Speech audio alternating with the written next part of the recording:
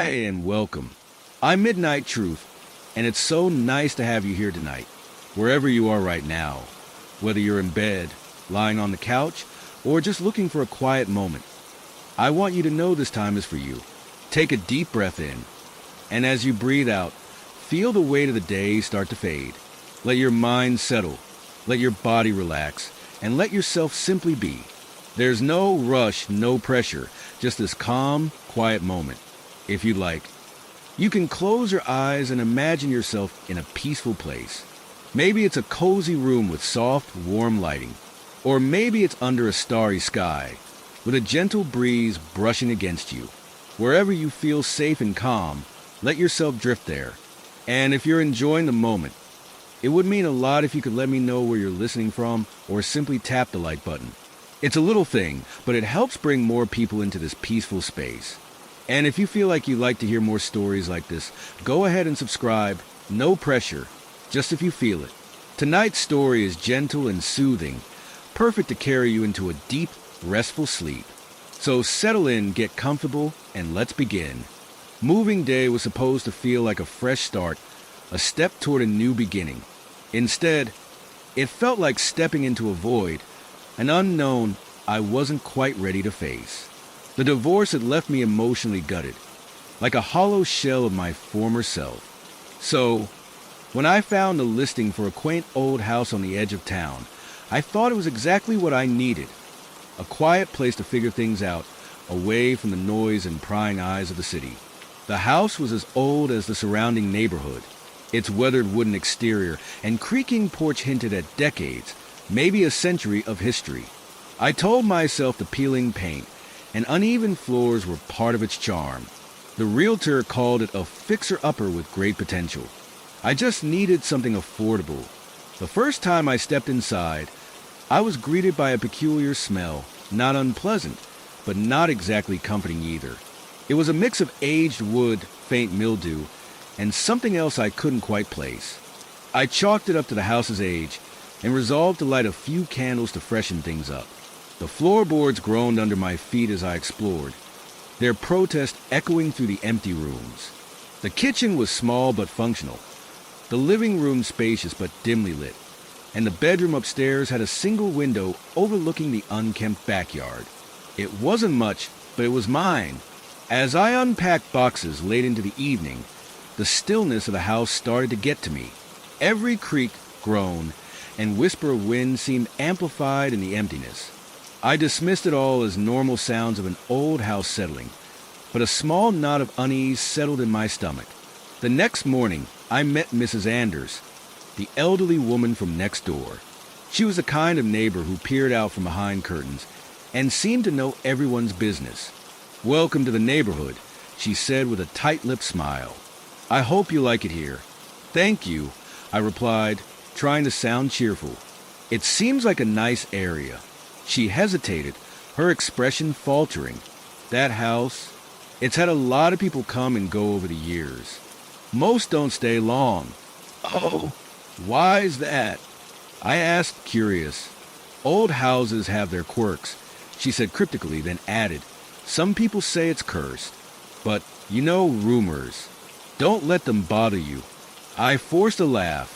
"I'm not superstitious." "Good," she said, her tone sharp, "because this house doesn't take kindly to fear." I spent the rest of the day trying to shake off her words, but they lingered like a bad aftertaste. Curse? It sounded ridiculous. I told myself she was just a nosy old woman with too much time on her hands. That night, as I lay in bed, I heard the first strange sound. It was faint, like a shuffling noise, just outside my bedroom door. I froze, ears straining in the silence of the night. The shuffling noise was faint but unmistakable, like the soft drag of feet across the old wooden floor. My heart thudded against my ribs as I glanced at the clock on the bedside table. 2:47 a.m. I sat up, the mattress groaning beneath me, and held my breath. The noise stopped. I tried to rationalize it. Maybe it was a draft, or the old wood contracting in the cool night air. I'd heard that houses like this were full of odd sounds, all part of their so-called charm. Still, I couldn't shake the feeling that I wasn't alone. Grabbing my phone, I turned on the flashlight and stepped out into the hallway. The cold floorboards stung my bare feet. The light bounced off the faded wallpaper and the narrow, dark staircase leading downstairs. Nothing seemed out of place, but the air felt heavy, almost oppressive. I told myself it was just my imagination playing tricks on me. I checked every room. Empty. The shuffling noise didn't return. I crawled back into bed, feeling foolish for letting an old house spook me. But even as I drifted off to sleep, I couldn't shake the sensation that someone or something was watching me. The next day, I buried myself in unpacking, determined to focus on settling in. By midday, I was covered in sweat and dust, sorting through boxes in the attic. The attic was one of the main reasons I bought the house. It was spacious, with enough room for storage and maybe even a small office. But as I worked, I noticed something strange. There were scratch marks on the wooden beams, long and deep, as though something had clawed at the wood in frustration. Probably rats, I muttered aloud, though the size of the marks made me uneasy. I added, call an exterminator to my mental to-do list, and moved on.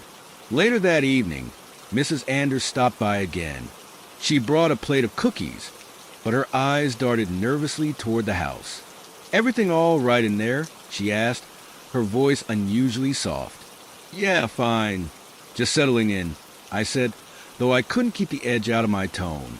She hesitated, as if debating whether to say more. "You know, the last people who lived here, they moved out in a hurry.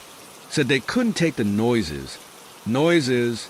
I asked, trying to keep my voice steady. Her lips pressed into a thin line. Footsteps. Whispers. Things moving on their own. They thought it was the house's first owner, Mr. Klein. He was peculiar. Peculiar how? He was a recluse, obsessed with strange things. The occult, some said.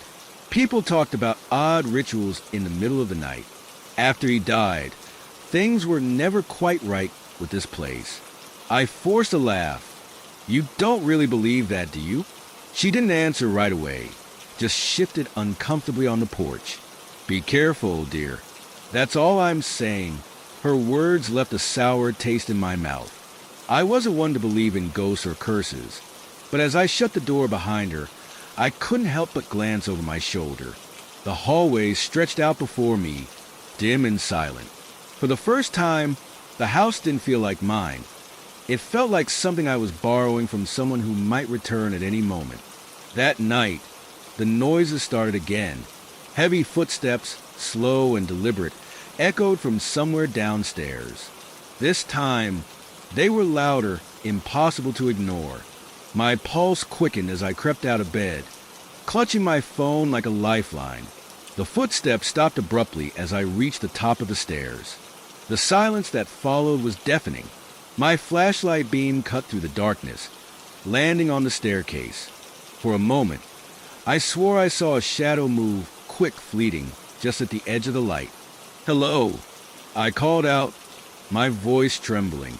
No answer, just a faint creak of the house settling around me. I forced myself to walk down the stairs, each step a battle against the growing knot of fear in my chest. When I reached the living room, I found nothing out of place. No intruder, no sign of anything that could have made those noises. But as I turned to head back upstairs, I felt a sudden chill wash over me. It wasn't just cold, it was bone deep, like standing in the middle of an icy storm. I turned back toward the living room, and that's when I saw it, a single faint handprint on the fogged-up glass of the window. I stared at the handprint, frozen in place. The fog on the window hadn't been there when I checked earlier in the evening. The glass was still slightly misted, but the handprint was unmistakable. A large, pale, almost skeletal hand, its fingers long and slender, pressing lightly against the glass. I felt the hairs on the back of my neck stand up. For a moment, I convinced myself it had to be a trick of the light, some odd condensation pattern forming an illusion. I ran my finger over the glass, and the print remained, cold and slick, like something had pressed against the window from the outside. My heart pounded in my chest, and my breath came faster, colder. The air was thick with dread, and I felt as though something was waiting in the shadows, watching me. Just the wind, I muttered under my breath, forcing my eyes away from the handprint and trying to steady my racing thoughts. I moved toward the window, my feet heavy, and yanked open the curtains. Nothing. The yard was empty, the moonlight casting long, stretching shadows across the overgrown grass. No footprints, no sign that anyone had been there, just the same old yard that had been there when I moved in. The handprint on the glass, though, still stared back at me like a cold, accusing eye. I slammed the curtains shut, but the uneasy feeling didn't leave me. Something was wrong. I could feel it in every corner of the house, in the way the silence stretched too long, in the way the shadows seemed to shift even when I wasn't looking. But what bothered me most was the certainty that I wasn't alone. I tried to shake it off, telling myself it was all just a product of my tired, overactive imagination. After all, I'd been working nonstop since moving in, and the stress of a divorce was enough to make anyone paranoid. But as the night dragged on, the unease only deepened. The temperature dropped even further, despite the house being heated. I wrapped myself in a blanket, trying to find comfort in the flickering light of a single lamp. The sounds outside seemed to grow louder, wind howling through the trees, the rustling of branches tapping against the windows, like hands reaching to touch me. But it was the sound from inside the house that caught my attention. The creaking again, but this time it was coming from the hallway outside my bedroom. I was no longer willing to chalk it up to the house settling. My pulse raced as I grabbed my phone and slowly crept out of bed. The house was shrouded in shadow, the hallway darker than before. My flashlight illuminated the walls, revealing the familiar old wallpaper, the dark corners of the staircase. I stood still for a moment, listening. The creak came again, this time closer. I turned quickly and aimed the light down the hall. There, at the far end, something shifted. The shadows seemed to pull together, twisting and writhing, forming shapes too fluid to be natural. For a moment, I thought I saw a figure, a tall, thin silhouette, standing just beyond the reach of the light. It had the form of a person, but its outline was faint, like smoke curling in the air. The longer I stared, the more it seemed to shift, moving just out of sight whenever I tried to focus on it. My heart slammed into my throat. I felt the temperature drop further, my breath coming out in a visible cloud. "Hello." I managed to choke out, my voice barely above a whisper. "Is someone there?" No answer, only the silence of the house pressing down on me. I swallowed hard and took a step forward, my feet heavy, unwilling to move yet unable to stay still. The figure, if it was even a figure, remained still. I took another step, and then, without warning, the floorboard beneath me groaned, a loud, sharp protest as though the house itself was trying to warn me away. I jumped back, my heart racing. The shape at the end of the hallway flickered and disappeared into the dark. The chill in the air seemed to intensify, wrapping around me like a cold, unseen hand. I backed away slowly, my thoughts a jumbled mess. Maybe I was just exhausted. Maybe I was imagining things. But deep down, a cold, nagging feeling told me that what I was experiencing wasn't my imagination. It was real. Something was here with me, and it wasn't friendly. I turned back toward my bedroom, but just before I reached the door, I heard it. The unmistakable sound of footsteps, heavy and deliberate, coming up the stairs. It wasn't my mind playing tricks. Someone or something was in the house with me, and I had no idea what it wanted. I rushed into my bedroom and slammed the door behind me, heart hammering in my chest. The footsteps continued, slow and measured, each thud reverberating through the old wood of the stairs. They were getting closer. My mind raced, thoughts spinning wildly as I tried to make sense of what was happening.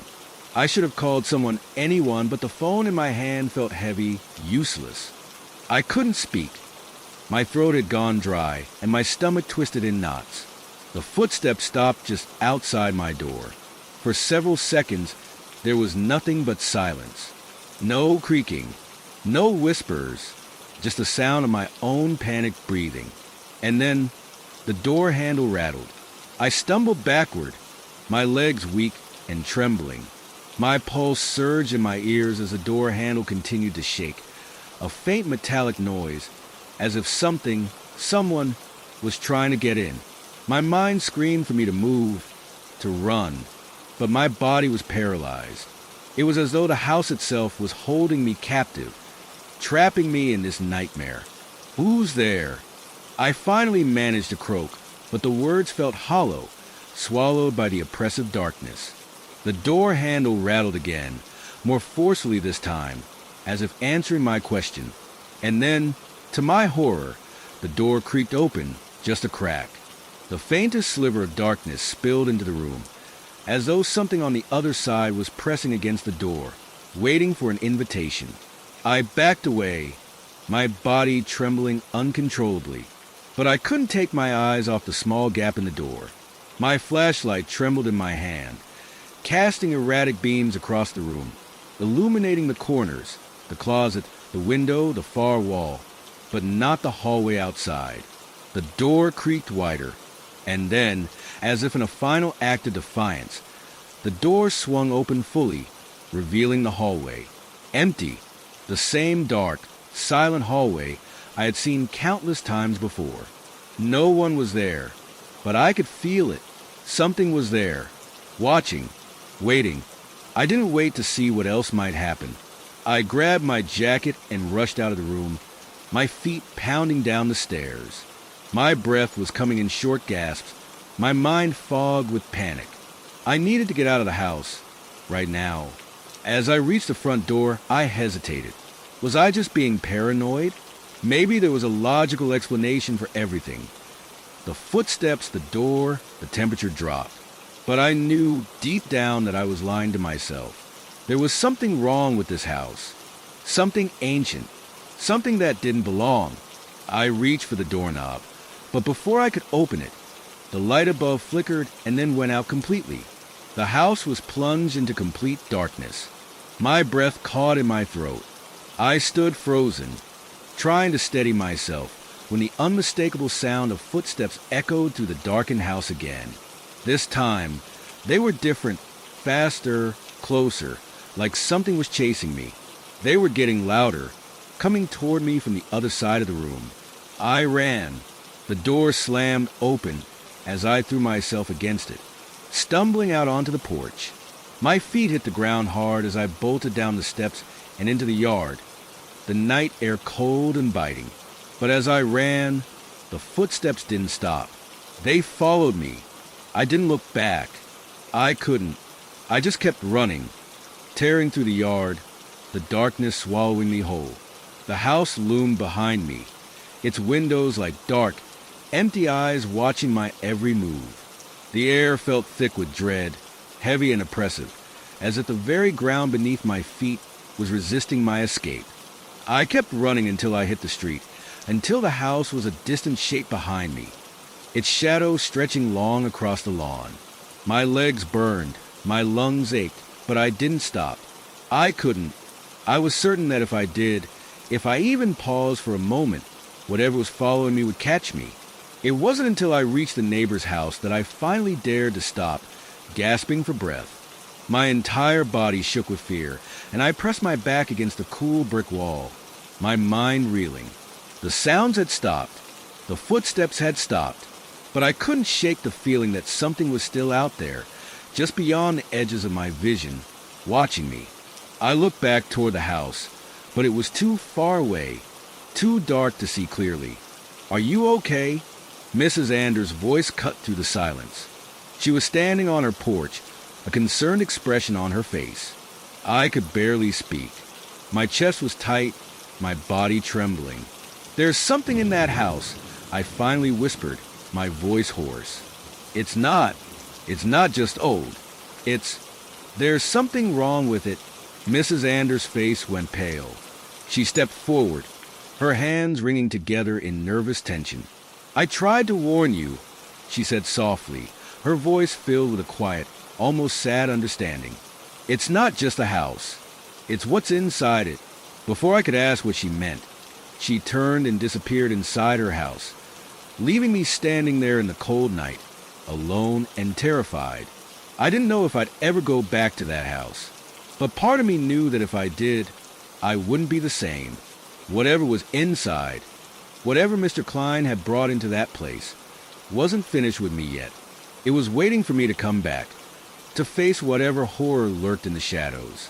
And I knew deep down that I would have to return, because the house wouldn't let me go. Not yet. I couldn't sleep that night. Every time I closed my eyes, the image of that house haunted me. Its dark windows, the shadows moving in the corners, the suffocating silence that felt like it was pressing against my chest. I tried to forget it. I tried to tell myself that I had overreacted, that the footsteps and the creaking were just my mind playing tricks on me. But deep down, I knew that wasn't true. Something had been there. Something had followed me. The next morning, the sun was shining brightly, almost mocking the terror I felt. I stood by the window in Mrs. Anders' living room, staring out at the house across the street. The normalcy of the world outside felt so distant from the nightmare I'd experienced. People walked their dogs. A car passed by. Birds chirped in the trees. Yet none of it eased the gnawing sense of dread that was twisting inside me. Mrs. Anders returned from the kitchen, a steaming cup of coffee in her hand. Her face was somber, her eyes downcast as she handed it to me. "You'll need this," she said quietly. "And I think you'll need more than coffee, but I don't have much else to offer. You've seen what's there, haven't you?" I nodded, my throat tight. "I don't know what's happening. It's like the house, it's alive. It's not just old, like you said." Mrs. Anders sighed heavily and sat down across from me. "It's worse than that. I knew when you moved in that you'd feel it. I tried to warn you, but you didn't want to listen. No one does. Not until it's too late." I stared at her, feeling a mix of fear and confusion. Too late for what? Mrs. Anders' hands trembled slightly as she placed the coffee mug down. She glanced toward the window as though making sure no one was listening before speaking. "That house," her voice faltered for a moment, and she took a breath before continuing. "It's cursed. At least, that's what they say. People who lived there before, well, they didn't leave the way they came. They always changed. Some of them left in the middle of the night, scared out of their minds. Others," she hesitated, her eyes flickering to mine, "others didn't leave at all. They vanished." I leaned forward, my heart hammering in my chest. "Vanished? What are you talking about?"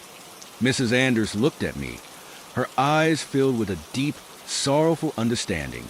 "The house was built by a man named Gregory Klein. He was obsessed with the occult. He thought he could open doors to things beyond this world, doors that shouldn't be open. I don't know if he succeeded, but after he moved in, things started happening. People in the neighborhood said they saw strange lights in the windows at night, heard chanting coming from the house, even though it was supposed to be empty. They said Klein was trying to summon something. He was never seen again, and the house, well, it's been empty ever since." I stared at her, my mind racing.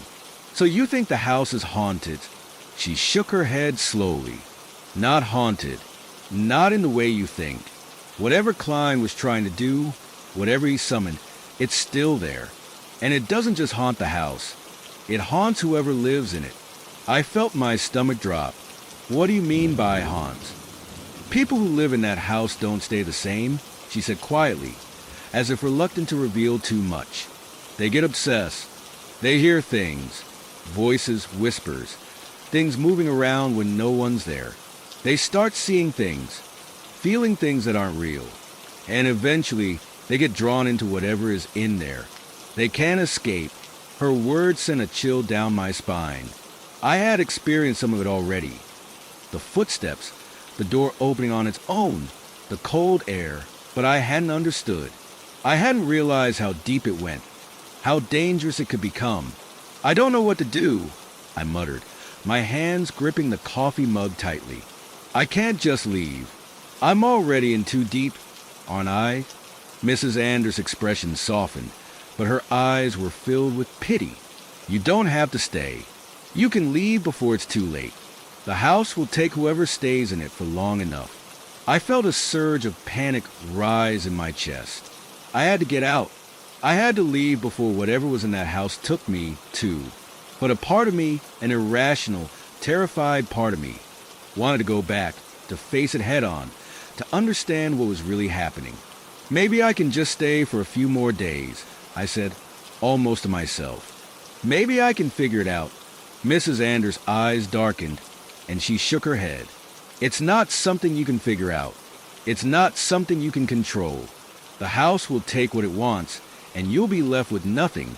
A long silence fell between us as I processed her words. My fingers curled around the coffee mug, the heat from the ceramic grounding me for a moment. But I knew it wasn't enough. I had to go back. I had to find out what was happening. I couldn't just leave without answers. "I need to see it," I whispered, barely able to hear my own voice over the pounding of my heart. "I need to understand what it is, what it wants." Mrs. Anders didn't try to stop me, but I saw the fear in her eyes, the resignation. She knew what would happen. She had seen it before, but I wasn't listening anymore. I had to face it. I had to know. That night, as the sun set and the house loomed in the distance, I walked toward it. The air was heavy, thick with the weight of something that wasn't right. I could feel the presence of whatever lingered inside, waiting for me, watching me with eyes I couldn't see. And as I crossed the threshold of that cursed house once more, I knew that it wouldn't let me leave until it had taken everything from me. The door creaked shut behind me with a sound that seemed far too final. The air inside was thick with the smell of dust and something else, something faintly rancid. My skin prickled as I stepped further into the hallway, my footsteps echoing off the walls, each step feeling heavier than the last. The house was colder tonight, a biting chill that seeped into my bones, far beyond the natural settling of an old building. Something was alive in this place, something I couldn't see, but I could feel it pressing against me, watching me with unseen eyes.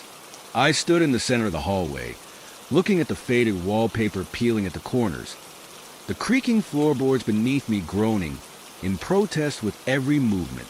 The house felt more oppressive tonight, as though the weight of its history was settling on my shoulders, threatening to crush me under the force of its darkness. I had to keep moving. I had to find the answers I was looking for, no matter the cost. I walked down the hallway, my breath shallow, my heart racing. Each door I passed seemed to hold a secret, each one hiding something I wasn't ready to face. The house had a way of playing tricks on your mind, twisting reality until you weren't sure what was real and what was a product of your own fear. The further I went, the more disoriented I became. My fingers brushed the walls, feeling the rough texture of the paint, the dampness in the air. I couldn't help but think about what Mrs. Anders had said. The house would take me. It always took its inhabitants, in the end. I reached the living room, the place where I'd heard the footsteps the night before. It was eerily quiet now, save for the soft hum of the refrigerator in the kitchen. I stepped inside, my gaze sweeping across the room. The furniture was old, draped in dust sheets that seemed to stir with an unnatural heaviness. The curtains fluttered slightly, as though something beyond them was watching me. And then I saw it. A small, leather-bound book lay on the coffee table, its pages yellowed with age. It wasn't there before. I was sure of it. I had looked over the room just moments ago, and it had been empty. This book had appeared out of nowhere. I felt a strange compulsion to pick it up. My hand shook as I reached for it, the pages crackling under my touch. The book felt too warm in my hands, almost like it had been waiting for me. I opened it slowly, afraid of what I might find. The first few pages were filled with hasty, uneven handwriting, filled with references to rituals, symbols, and names I didn't recognize. But as I turned the pages, the words began to take on a more sinister tone. The ink was darker, smudged in places, and the handwriting was more erratic, as if the person who had written it was growing desperate. One entry caught my eye. Asterisk, the door is opened. It is here. I can feel its presence, and it calls to me. The ritual must be completed, but I am afraid. If the door is not closed, it will consume us all. I must continue. I must, asterisk. The words trailed off into a jagged, unreadable scrawl. My stomach churned as I read it over and over in my head. The door, it had opened. Whatever had been summoned by Gregory Klein was already here, lingering in the shadows, waiting to claim its next victim. I quickly flipped through the pages, but there was nothing else that made sense. Only more disjointed ramblings, more desperate attempts to control something that was beyond human understanding. And then at the very end, something that froze the blood in my veins. Asterisk, it is in the walls. It is in the air. I hear it breathing, and I can feel it watching me. The house will take me. It will take us all. It has always been waiting. Always. Asterisk. I slammed the book shut, my heart thudding in my chest. I had to leave. I had to get out before it was too late, before whatever Klein had unleashed claimed me to. But as I turned to leave the living room, something stopped me. A noise, a low, guttural sound, coming from the hallway. I froze, my body going rigid. The sound was unmistakable. Breathing. Deep, labored breathing, like something was struggling to inhale, struggling to stay alive. It was coming from the stairwell, just beyond the living room. I swallowed hard, my mind screaming for me to run, to get out of the house. But my feet wouldn't move. They were rooted to the floor, as if the house itself had a hold on me, pulling me toward it. The breathing grew louder, closer, until it was just on the other side of the room. I could feel the coldness again, seeping into my skin, the air growing heavier, thicker. And then, just as quickly as it had started, the sound stopped. I took a hesitant step forward, my breath caught in my throat. There was something in the darkness beyond, something that wasn't human. I had no idea what it was, but I knew it was waiting for me. Before I could make another move, the floorboards above me groaned, a sound like a door slowly opening. I whipped around, my eyes searching the ceiling. The sound was unmistakable. Something was moving up there, something heavy, dragging its feet. The house was awake. Whatever had been dormant for so long was stirring. And then I heard it, a whisper, so faint I almost missed it. It was coming from the walls. I pressed my ear against the cold plaster, straining to hear. Asterisk, you are not welcome here. Asterisk, the voice was low, distorted, like it had been coming from far away, yet it felt as though it was right beside me. I pulled back, my heart racing. I didn't know if I was imagining it, but I knew one thing for sure.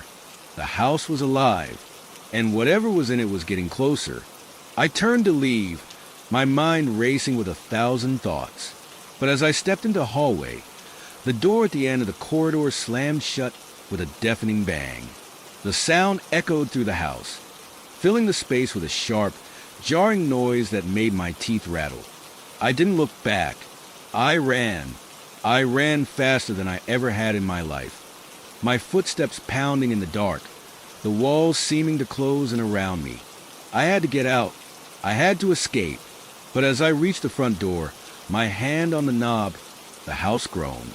It was a deep, almost mournful sound, like a living creature in pain. The door wouldn't budge.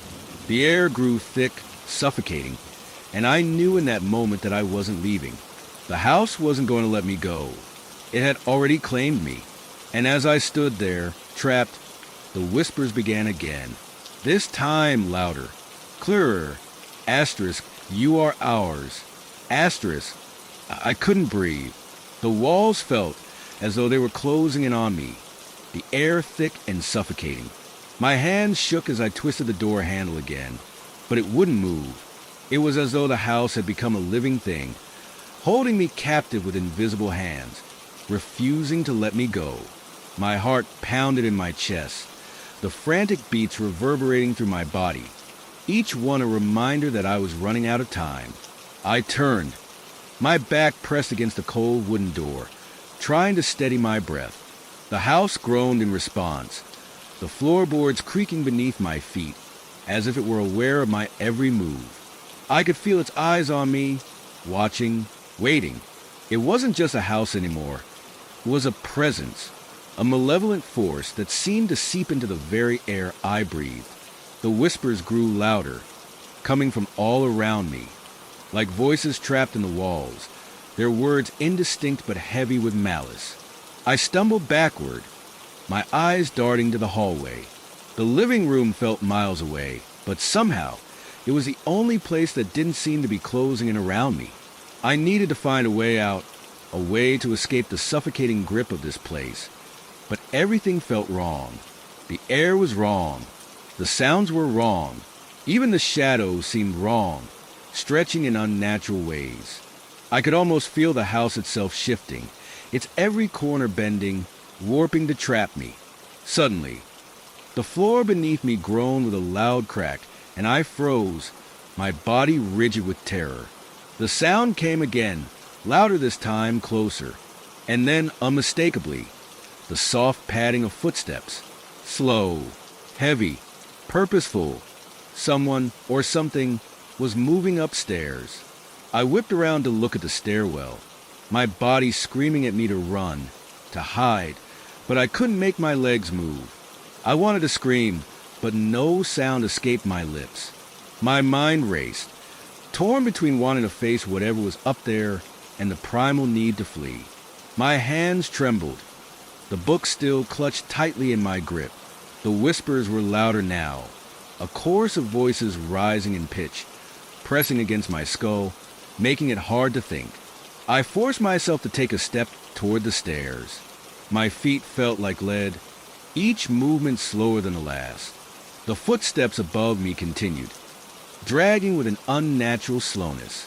It felt as though the house were holding its breath, waiting for something. I couldn't take it anymore. I had to know what was up there. The stairs creaked beneath my weight as I ascended, each step feeling heavier, as though something was pulling me down. I reached the top of the stairs and immediately felt the temperature drop. The cold was biting, a sharp contrast to the thick, suffocating air below.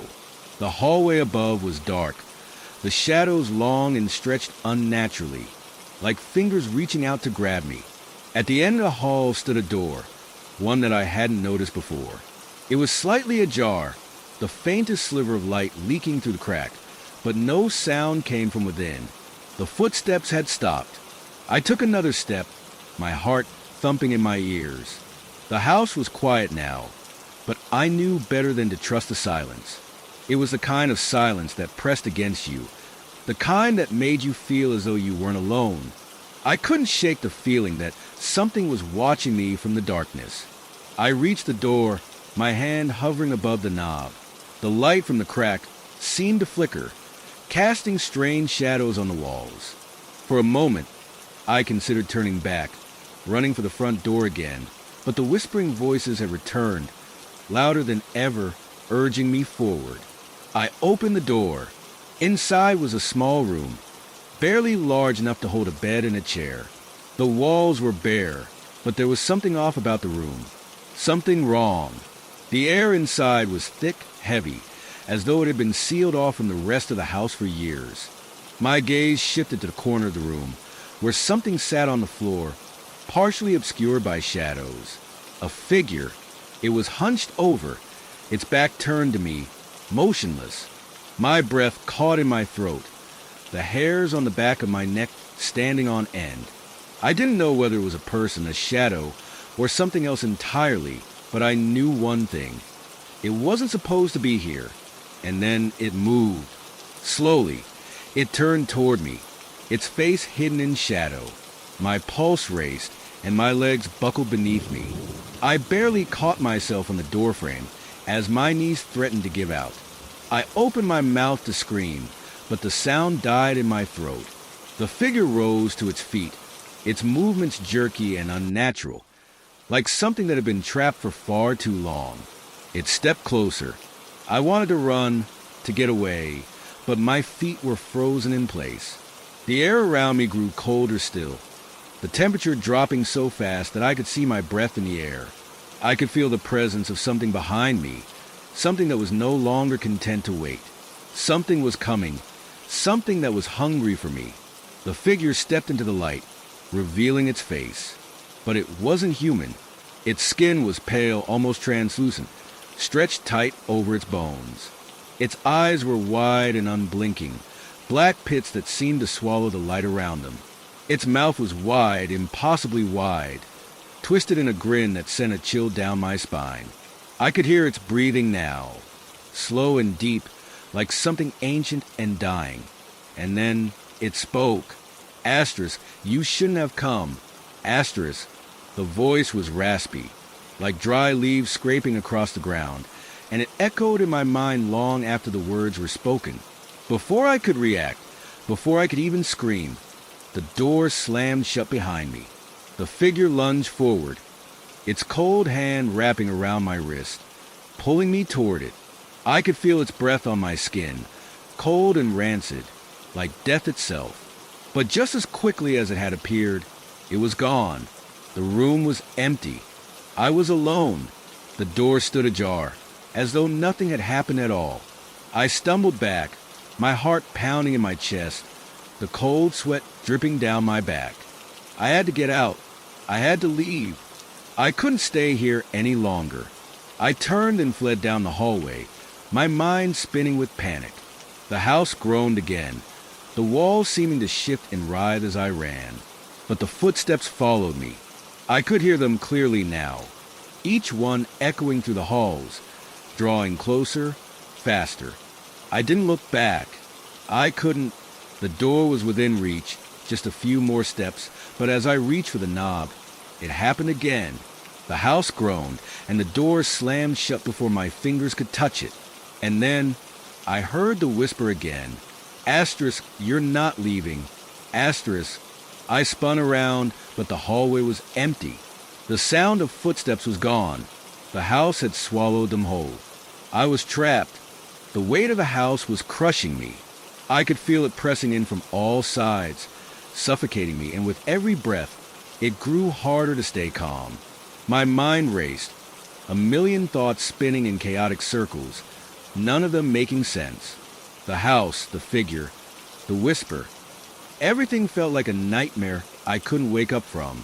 I pounded on the door, my fists raw from the impact, but it didn't budge. The house was silent again, too silent. The kind of silence that made my skin crawl, like it was holding its breath, waiting for me to make the next move. I took a step back, my legs trembling. I didn't know how much longer I could keep my composure. I was trapped. Every corner of this house had become a threat, every shadow hiding something that didn't belong. It wasn't just a house anymore. It was the things inside it, the things that had swallowed over the years. They were waiting for me to make a mistake, to falter. I had to get out. Turning away from the door, I looked around. The hallway stretched in front of me, the walls closing in, the shadows reaching out. The air was cold, so cold that my breath came out in white puffs. But it wasn't just the temperature. It was something more.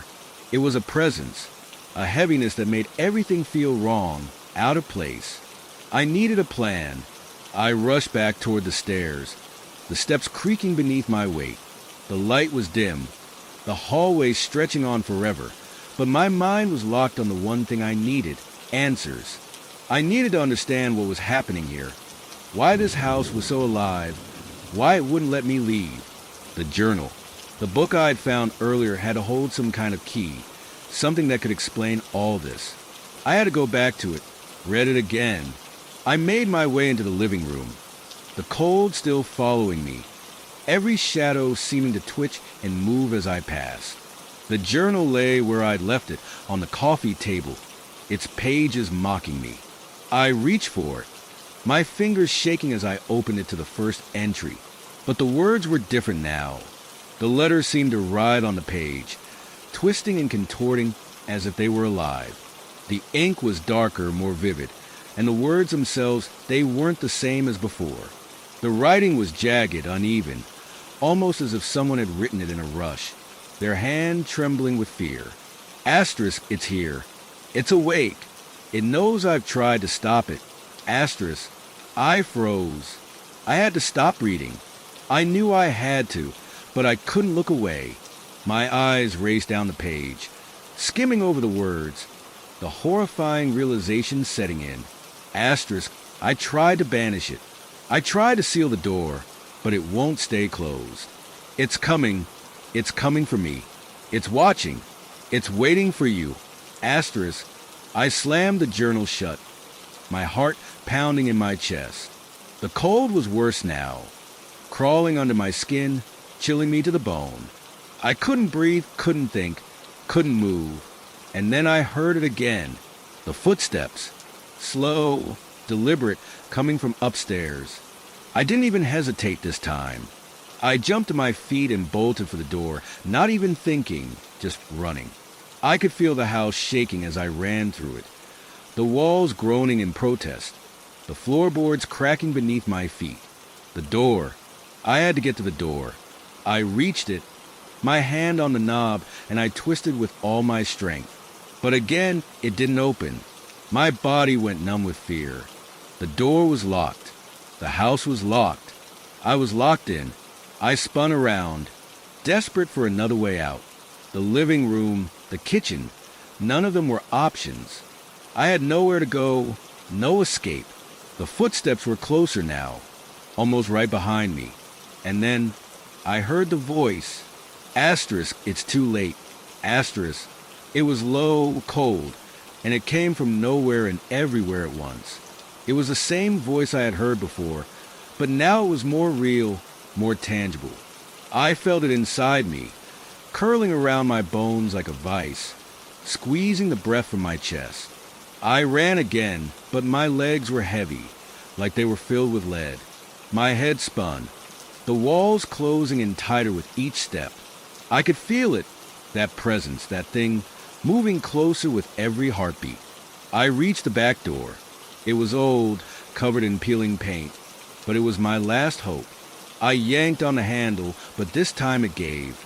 The door creaked open, revealing the dark backyard beyond. I didn't hesitate. I burst through the door and into the cold night air, my breath coming in ragged gasps. I didn't care where I was going. I just needed to get away. I needed to escape. But as I ran, I heard it again. The footsteps, louder now, as if they were following me. I glanced over my shoulder, half expecting to see someone behind me, but there was nothing. The house stood silent, dark against the night sky. And then I heard the whisper, Asterisk, you can't outrun it. Asterisk, I froze. The voice was right in my ear, cold and mocking. My heart pounded in my chest as I stood there, frozen in place, the night pressing in on me. But there was nothing there. No one. I didn't know what was worse. The fact that I couldn't escape, or the fact that I didn't know if the house was still watching me. I turned around slowly, my eyes scanning the darkness, searching for any sign of movement. Nothing. I took a step backward, then another, and another. I had to get away. But as I did, I heard the door creak. I turned to look. The back door was swinging open. My pulse raced, every nerve in my body screaming at me to run. But I couldn't. I stood there, frozen in place, staring at the door that had just opened on its own. It was as if the house was calling me back, like it had been waiting for me to make my move. The wind howled around me, but all I could hear was the soft creak of the door as it swung wider, inviting me back inside. I wanted to scream, to break free from the grip the house had on me, but my legs felt like they were made of stone. I was trapped, stuck between the house and the world outside, a prisoner to something I didn't understand, something I didn't want to understand. The wind died down, leaving an eerie silence in its wake. The door was wide open now, as if it were waiting for me, its frame dark, and foreboding against the pale moonlight. I didn't want to go back inside, didn't want to face whatever was lurking in the shadows, but I couldn't stand there forever. I had no choice. With a shaky breath, I took a tentative step forward, then another. My feet felt heavy, my movements slow and deliberate, as if the house was pulling me back, forcing me to come closer. I reached the door, my fingers grazing the frame, and just as I was about to step inside, a cold hand clamped around my wrist. I spun around, my heart leaping into my throat, but there was nothing there. The yard behind me was empty, the darkness stretching out as far as I could see. The hand, the grip, it had been an illusion, a trick of my mind, or at least that's what I tried to tell myself. I ripped my wrist free from the invisible grip, my breath coming in sharp, ragged gasps. The house, the door, it was all part of it. The house wasn't just a building. It was alive. It was feeding on me, on my fear, on my desperation. I stepped back, my hand on the doorframe, and turned to leave. Then I heard it, a soft whisper, just barely audible, floating through the air like a cold breeze. Asterisk, come back. Asterisk, it was unmistakable. The voice again, the same voice that had haunted me since the moment I set foot in this place. My heart skipped a beat, my body frozen, a cold shiver crawling up my spine. It was coming from inside the house, from the depths of the darkness behind me. I didn't want to look. I didn't want to acknowledge that the voice, the presence, was real. But I had no choice. Slowly, I turned my head, my eyes scanning the darkness beyond the door. For a moment, I saw nothing. The house was still, silent, as if nothing had changed. But then, I saw it, a figure, barely visible, a shadow against the dark interior of the house. It was standing in the hallway, just inside the door. Its outline was blurry, like it was made of smoke, shifting and twisting in the low light. And then it moved, slowly at first, as if testing the air, and then faster, closing the distance between us with unnerving speed. I couldn't breathe, couldn't move, as it grew closer and closer. I could feel the cold emanating from it, the chill creeping under my skin, freezing me to the bone. I took a step back, but the figure was already in front of me. I could see its face now, or what was left of it. Its features were distorted, melted, like someone had taken a knife to its skin and carved it into something unrecognizable. The eyes, dark, empty pits, locked onto mine, and for a brief moment, I felt its presence inside me, crawling through my veins, filling my lungs with cold dread. I opened my mouth to scream, but no sound came out. The figure reached out, its hand, a hand that looked like it had been soaked in shadow, slowly rising toward my face. I didn't know if it was trying to touch me, to pull me in, or to strangle the life out of me. All I knew was that it was wrong. Every part of it screamed that it wasn't real, that it didn't belong here. It was the house. The house had created it.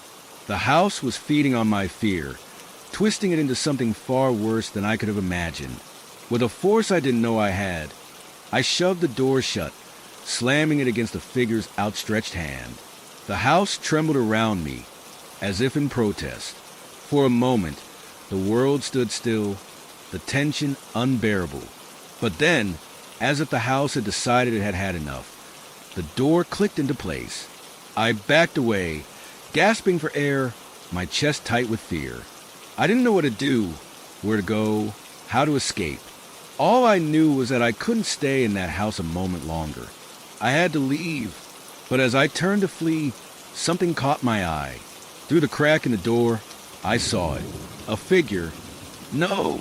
A shadow moving inside the house. It was watching me, its eyes gleaming in the dark, waiting. I ran. I didn't know where I was going, but I ran as fast as I could. My feet slapped against the pavement, my heart thundering in my chest, as I raced away from the house, away from the darkness, away from whatever had been following me. I ran and didn't stop. But even as I sprinted, I couldn't shake the feeling that it was still out there. watching, waiting, and I knew that the house would never let me go. It would never let any of us go. I didn't stop running until I reached the bus station. My legs were aching, my body trembling from the adrenaline, but I didn't care. I needed to get as far away from that house as possible, as far away from whatever it was that had been haunting me. The bus was pulling out soon, and I knew I had to be on it. I didn't even look back as I bought my ticket and boarded. I just wanted to be gone, to leave everything behind. The bus ride was long and uneventful. The rhythmic hum of the engine, the soft murmur of other passengers, it all felt surreal. Like I was still in a dream, still trying to wake up. But the fear wouldn't leave me. It clung to me, like a shadow that refused to let go. The images of that figure, those eyes, kept replaying in my mind, growing more vivid with each passing moment. I couldn't escape it. Every stop the bus made, I half expected the doors to open and for the thing to be standing there, waiting for me to get off. But it never happened. No one else seemed to notice the terror that had followed me. They were all just going about their lives, their journeys, their destinations. I couldn't shake the feeling that something was watching me, that it wasn't over. By the time we reached the next town, the sun was beginning to set. I stepped off the bus, my mind racing. It was quiet here, almost eerily so, and I felt a strange sense of déjà vu, like I had been here before. I tried to ignore it, tried to push it away, but the memories from the house kept bubbling up, refusing to stay buried. I knew I couldn't go back to that house. Not for any reason. I couldn't even bring myself to think about it. I found a cheap motel on the edge of town and checked in without speaking a word to the clerk. I just needed a bed. I needed sleep, but at the same time, I was terrified of it. Every time I closed my eyes, I saw that thing again, the thing in the house, the shadow that had been waiting for me. I locked the door behind me, checking it 3 times before crawling into bed. The room was small, cramped, but it was better than being in that house. I could feel the weight of the house's presence even here, though lurking just beneath the surface. It was like a constant hum in my mind, a reminder that I hadn't escaped. It was still out there, somewhere, waiting for me to return. I forced my eyes shut, hoping sleep would come, but it didn't.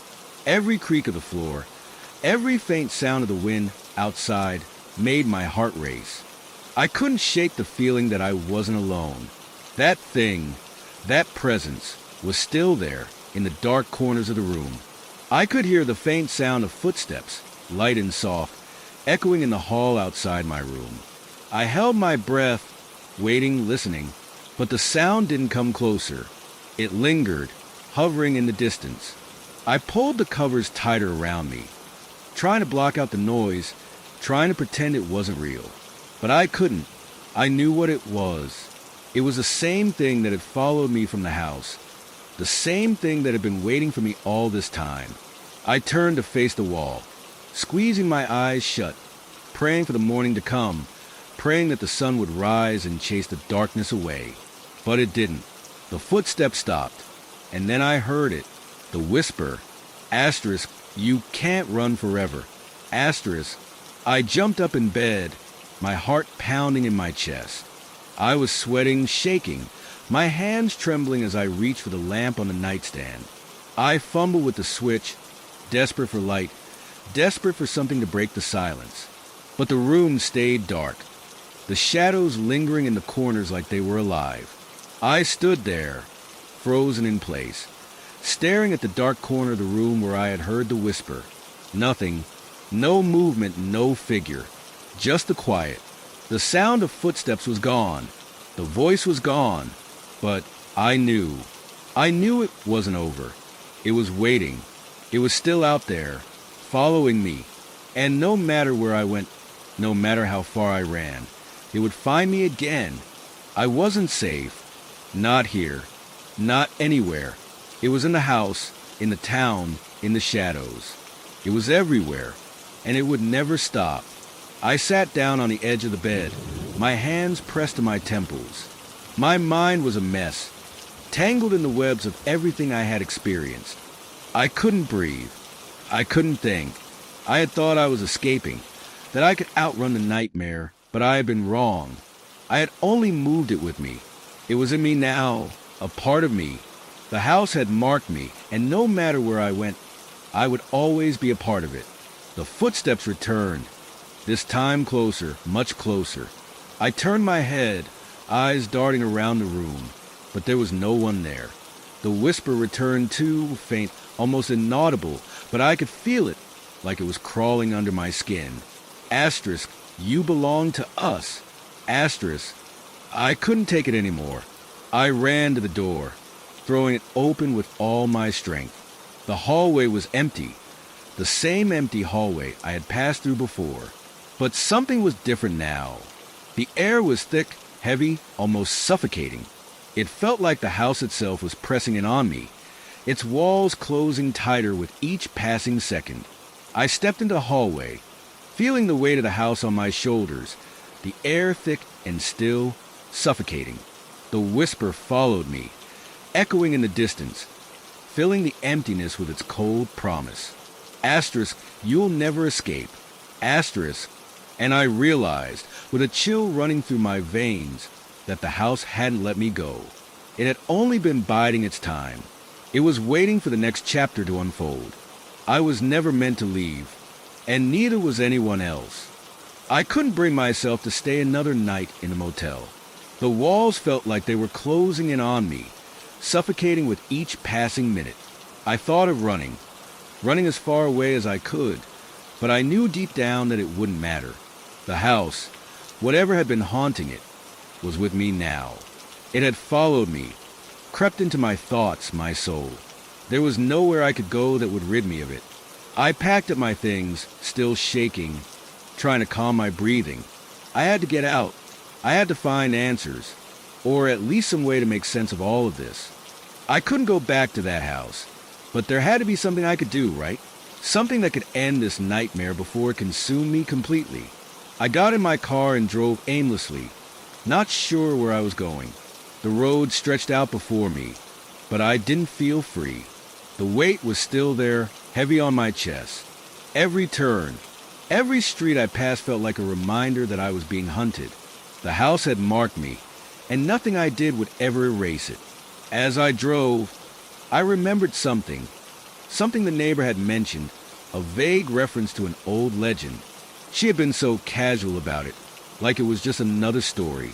But now, with the fear gnawing at me, it seemed like more than just a random tale. The house had a history, dark, twisted, and deeply connected to the supernatural. I had to go back. I didn't want to, but I had no choice. I couldn't live like this, with this fear, this presence constantly at my back. If I didn't face it, it would haunt me forever. I turned the car around and headed back toward the town, my heart pounding in my chest. I knew I wasn't safe, but I had to try. The house was waiting for me, just as it always had. I could see it from a distance as I approached, tall and foreboding, like a dark sentinel in the twilight. I parked my car in front of the house, hesitating for a moment. I wanted to turn around, run, and never look back. But I couldn't, not anymore. I took a deep breath and stepped out of the car, the chill in the air biting at my skin. The wind whispered through the trees, carrying with it a strange, unsettling energy. The house seemed to watch me as I approached, its windows like dark, empty eyes. I couldn't shake the feeling that it was alive, that it was aware of my presence. I walked up the creaky porch steps, each one groaning under my weight. I reached for the door, my hand trembling as I gripped the cold handle. It felt like a point of no return, and yet I pushed the door open. The house was silent, too silent. I stepped inside, the familiar smell of old wood and dust filling my nostrils. But something else lingered in the air, something foul, like decay. It made my stomach turn, but I pressed forward. I knew what I had to do. I had to find the journal. The neighbors' mention of it, of the previous owners, their rituals, the things they had summoned, was all I could focus on. I needed answers, no matter how dark they might be. I made my way through the hallway, the floorboards creaking beneath my feet. The house felt different now, heavier, as if it had absorbed all the fear, all the dread that had ever been inside it. I couldn't shake the feeling that the walls were watching me, that something was waiting just behind them. I reached the stairs and slowly ascended, my breath shallow and quick. The upper floor was where I had encountered the most activity. The strange sounds, the cold spots. I felt the presence again, this time stronger, more insistent. It wasn't just in the house, it was in me now. I pushed open the door to the room where I had found the diary before. It was still there, sitting on the old desk in the corner, as though it had been waiting for me. I could feel the weight of it, like a curse hanging over me. I approached the desk, my hand shaking as I picked up the journal. It was leather-bound, old, with strange symbols etched into the cover. I opened it, and immediately, the pages seemed to come alive, filled with scrawled notes and sketches of rituals, dark, twisted rituals. The previous owner had been obsessed with the occult, constantly seeking ways to open doors to the other side. I could feel the energy pulsing off the pages, like the house itself was alive and feeding off the madness within them. As I read through the pages, the chilling details began to make sense. The house had been built on land that was cursed, tainted by the rituals performed by its original owner. It wasn't just a house that had been marked. It was the land, the very ground beneath it. The previous tenants had all experienced the same things I had. Voices, footsteps, cold spots, the overwhelming sense that something was watching them. And in the end, they had all left in fear, some running out in the dead of night, babbling incoherently about curses and shadows. But the most terrifying part of the journal wasn't just the rituals or the curses. It was the final entry, written in a shaky hand, barely legible. Asterisk, it is here. It has come through. It is waiting. Asterisk. I slammed the journal shut, my heart racing. It was too much. The walls of the house felt like they were closing in, suffocating me. I couldn't breathe, couldn't think. And then I heard it. The footsteps. Not from outside, but inside the house. Heavy, slow, deliberate. I turned, my eyes darting around the room, but there was nothing, just the darkness, pressing in on me. The footsteps came closer. Asterisk, you shouldn't have come back. Asterisk, I spun around, but no one was there. It was a voice, the same whisper I had heard before, echoing through the room. It was everywhere, in my head, in the walls, in the very air around me. I had to leave. I had to get out, but I couldn't move. My body felt paralyzed, like the house was holding me in place, trapping me. The door slammed shut behind me, and then I saw it, a figure, dark, shadowy, and tall, standing at the end of the hallway, just outside the room. It was waiting for me. I could feel the cold air seeping into my bones, the weight of the thing pressing down on me. The room spun, and my vision blurred. The figure moved closer, its eyes glowing, burning through the darkness. I turned and ran, but the house didn't let me go. The walls closed in, the floorboards creaking, and the whispers grew louder. I was never meant to leave. I had never escaped, and I never would. The last thing I remember is the sound of my own heartbeat, a frantic drum pounding in my ears as I sprinted down the hallway, hands outstretched to find the door. I could hear it now, louder, closer. The footsteps following me, relentless, as if the house itself was chasing me. The walls seemed to close in, the space shrinking around me. The air grew colder, like I was running through a tunnel of frost, and yet there was no escape. I slammed into the door, my hands slick with sweat, and twisted the knob. It wouldn't budge. Panic surged through me as I tugged harder, pulling with everything I had. But the door remained locked, sealed, like the house was keeping me in. My breath hitched as the footsteps grew louder, closer.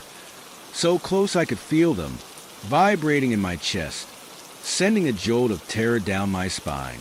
I turned, frantically scanning the hallway, searching for another way out. My eyes landed on the window at the end of the hall. barely visible in the dim light. I didn't think. I ran toward it, the floorboards groaning beneath my feet, and threw myself against the glass. It shattered with a loud crash, the sound of it piercing the air like a scream. My hands were cut by the jagged edges, but I didn't feel it. I only felt the pull, the need to get out, to escape whatever it was that was closing in on me. I climbed through the window, feeling the cold air rush against my face as I tumbled outside, hitting the ground hard. I didn't stop to check for injury. I scrambled to my feet and ran without direction, just desperate to put as much distance between myself and that house as possible.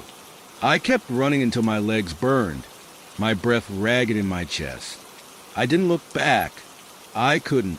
I knew it was still there, that feeling, that presence, like it was watching me, waiting for me to falter, to give in. But as I stumbled into the night, I thought I saw something, out of the corner of my eye, just beyond the trees. Was it the house? Was it standing there, towering against the dark sky, watching me? Or was it just my mind playing tricks on me? I kept running. Eventually, I found myself in the town, breathless and shaking. I didn't even realize how far I had come. The streets were quiet, empty, the faint light from street lamps casting long shadows on the pavement. I was still in a daze, my thoughts swirling. What had I seen? What had I felt? I couldn't process it, couldn't make sense of it all. But one thing was clear. I couldn't go back. Not to that house. Not to that place. I went straight to the nearest motel, no questions asked, and locked myself in the room. I didn't sleep. I couldn't. I sat on the bed, staring at the door, listening, waiting for something, anything, to make a sound. I was afraid to blink, to let my guard down for even a second. Hours passed. I don't know how many, but I finally managed to fall into an exhausted sleep. But the nightmares, the nightmares, they were worse than the reality. I was back in the house, walking down the hallway, my footsteps echoing in the silence. But the air was thick, suffocating, and the shadows were alive, creeping along the walls, reaching out for me. I could hear the whispering again, low and guttural, like something ancient, something evil. It was calling to me, pulling me in, telling me that I was never meant to leave. I woke with a start, drenched in sweat, my heart racing. My breath came in short gasps, and for a moment, I thought I was back there. But when I looked around, I was still in the motel room. The door was still locked. I wasn't in the house. I was free. Or was I? I sat up, pulling my knees to my chest, the fear still gripping me. The memories from the house, the footsteps, the whispering, the cold presence were still fresh, like they were burned into my mind. I couldn't shake it, no matter how far I ran. It was there, in the back of my mind, like a shadow lurking just out of sight. I didn't go back to the house. I couldn't, but I found myself thinking about it constantly. The history of the house, the rituals, the curse. It was like it had become a part of me, consuming me from the inside. I couldn't escape the feeling that it was waiting for me to return, that it was always there, just behind me, lurking in the dark corners of my mind. Days passed, then weeks. I tried to move on, to put it all behind me, but I couldn't forget the house. It was always there, in the back of my mind, waiting for the right moment to call me back. I knew it hadn't finished with me yet. And then one evening, I received a letter. I didn't recognize the handwriting.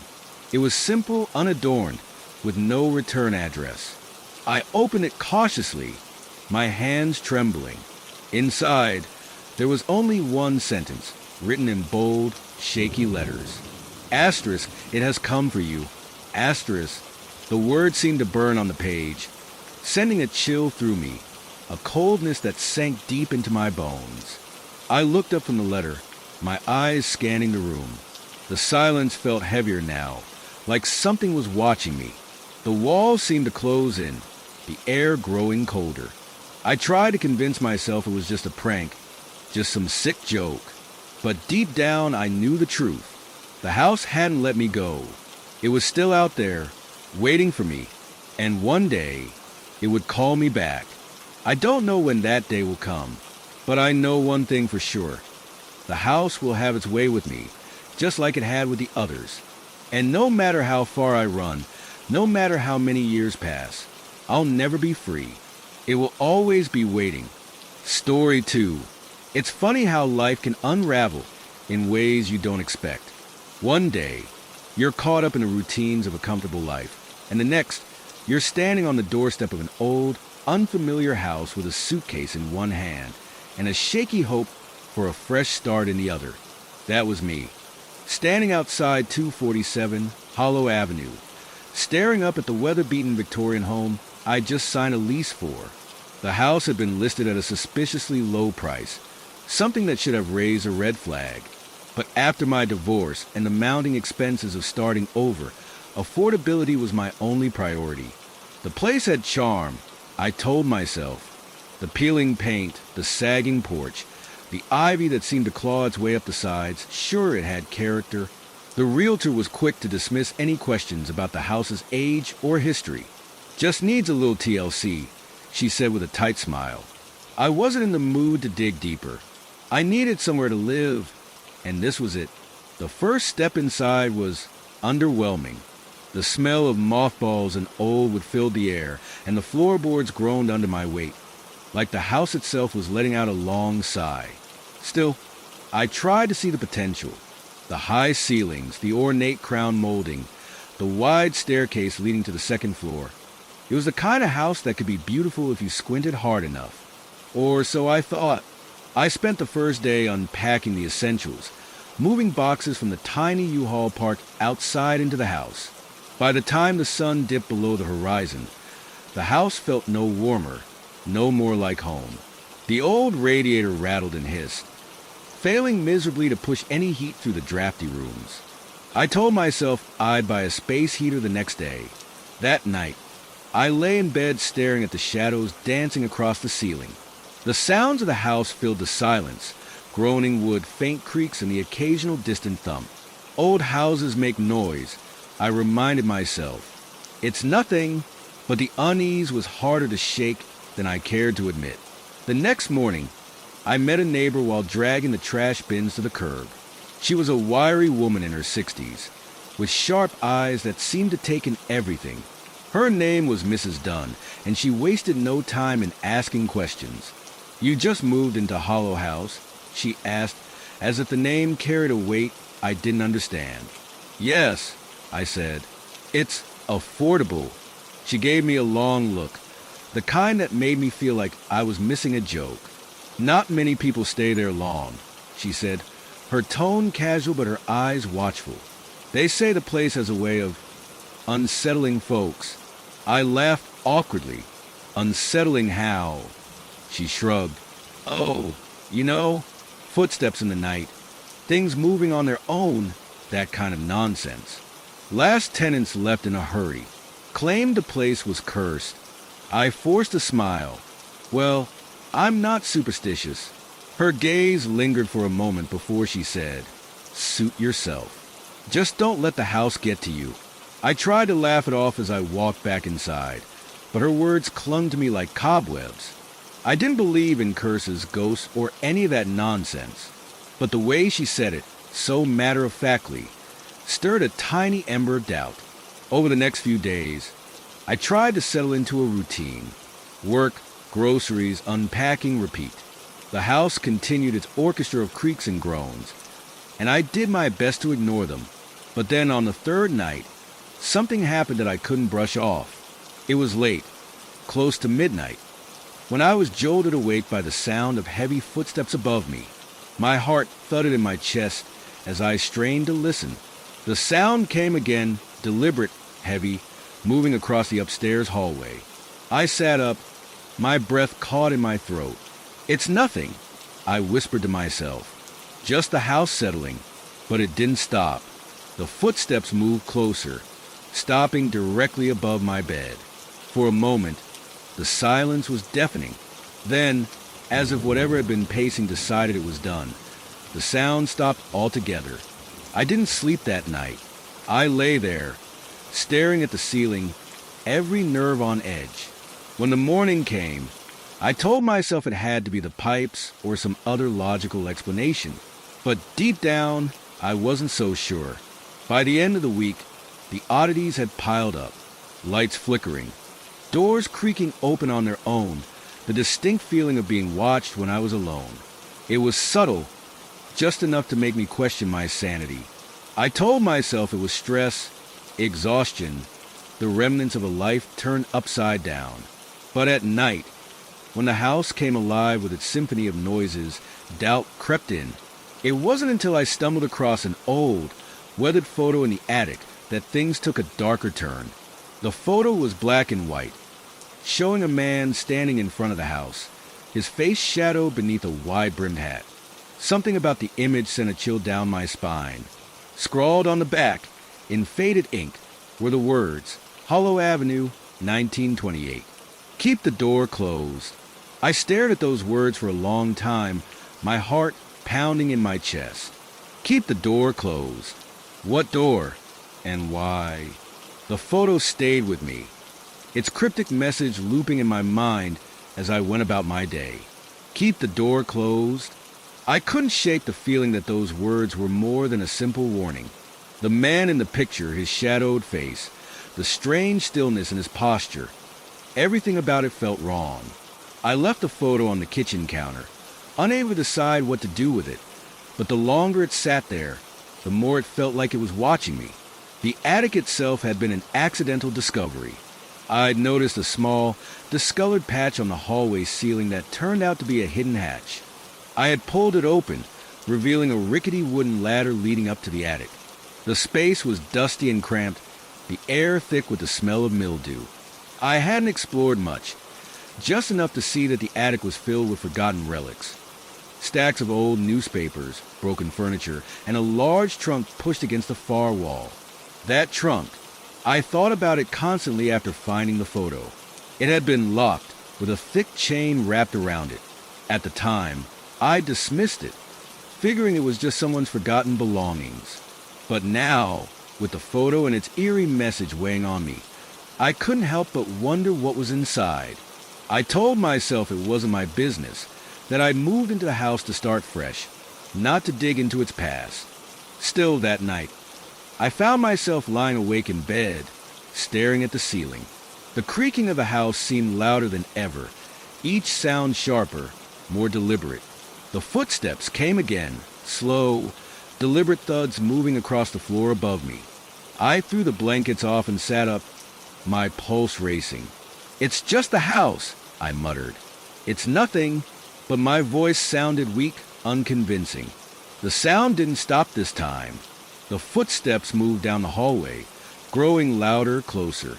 I grabbed my phone, the faint glow from the screen illuminating the room as I checked the time, 2:37 a.m. I sat there, frozen, listening as the footsteps stopped abruptly, right outside my bedroom door. The silence that followed was suffocating. I could feel the weight of something on the other side of the door, waiting. My hand trembled as I reached for the lamp on the nightstand, fumbling to turn it on. The bulb flickered weakly before staying lit, casting long, jagged shadows across the room. I didn't move for what felt like hours, my ears straining for any sound, any indication that I wasn't alone. But the footsteps didn't return, and eventually, exhaustion overtook my fear. I drifted into a restless sleep, plagued by dreams of shadowy figures and closed doors. The next morning, I decided to explore the attic again. Something about that space felt connected to what I wasn't sure, but the nagging curiosity was too strong to ignore. Armed with a flashlight and a pair of bolt cutters I'd borrowed from a hardware store, I climbed the creaky ladder and made my way into the attic. The trunk loomed in the corner, its presence more ominous than I remembered. Dust motes danced in the beam of my flashlight as I approached, the sound of my footsteps muffled by the thick layer of grime on the wooden floor.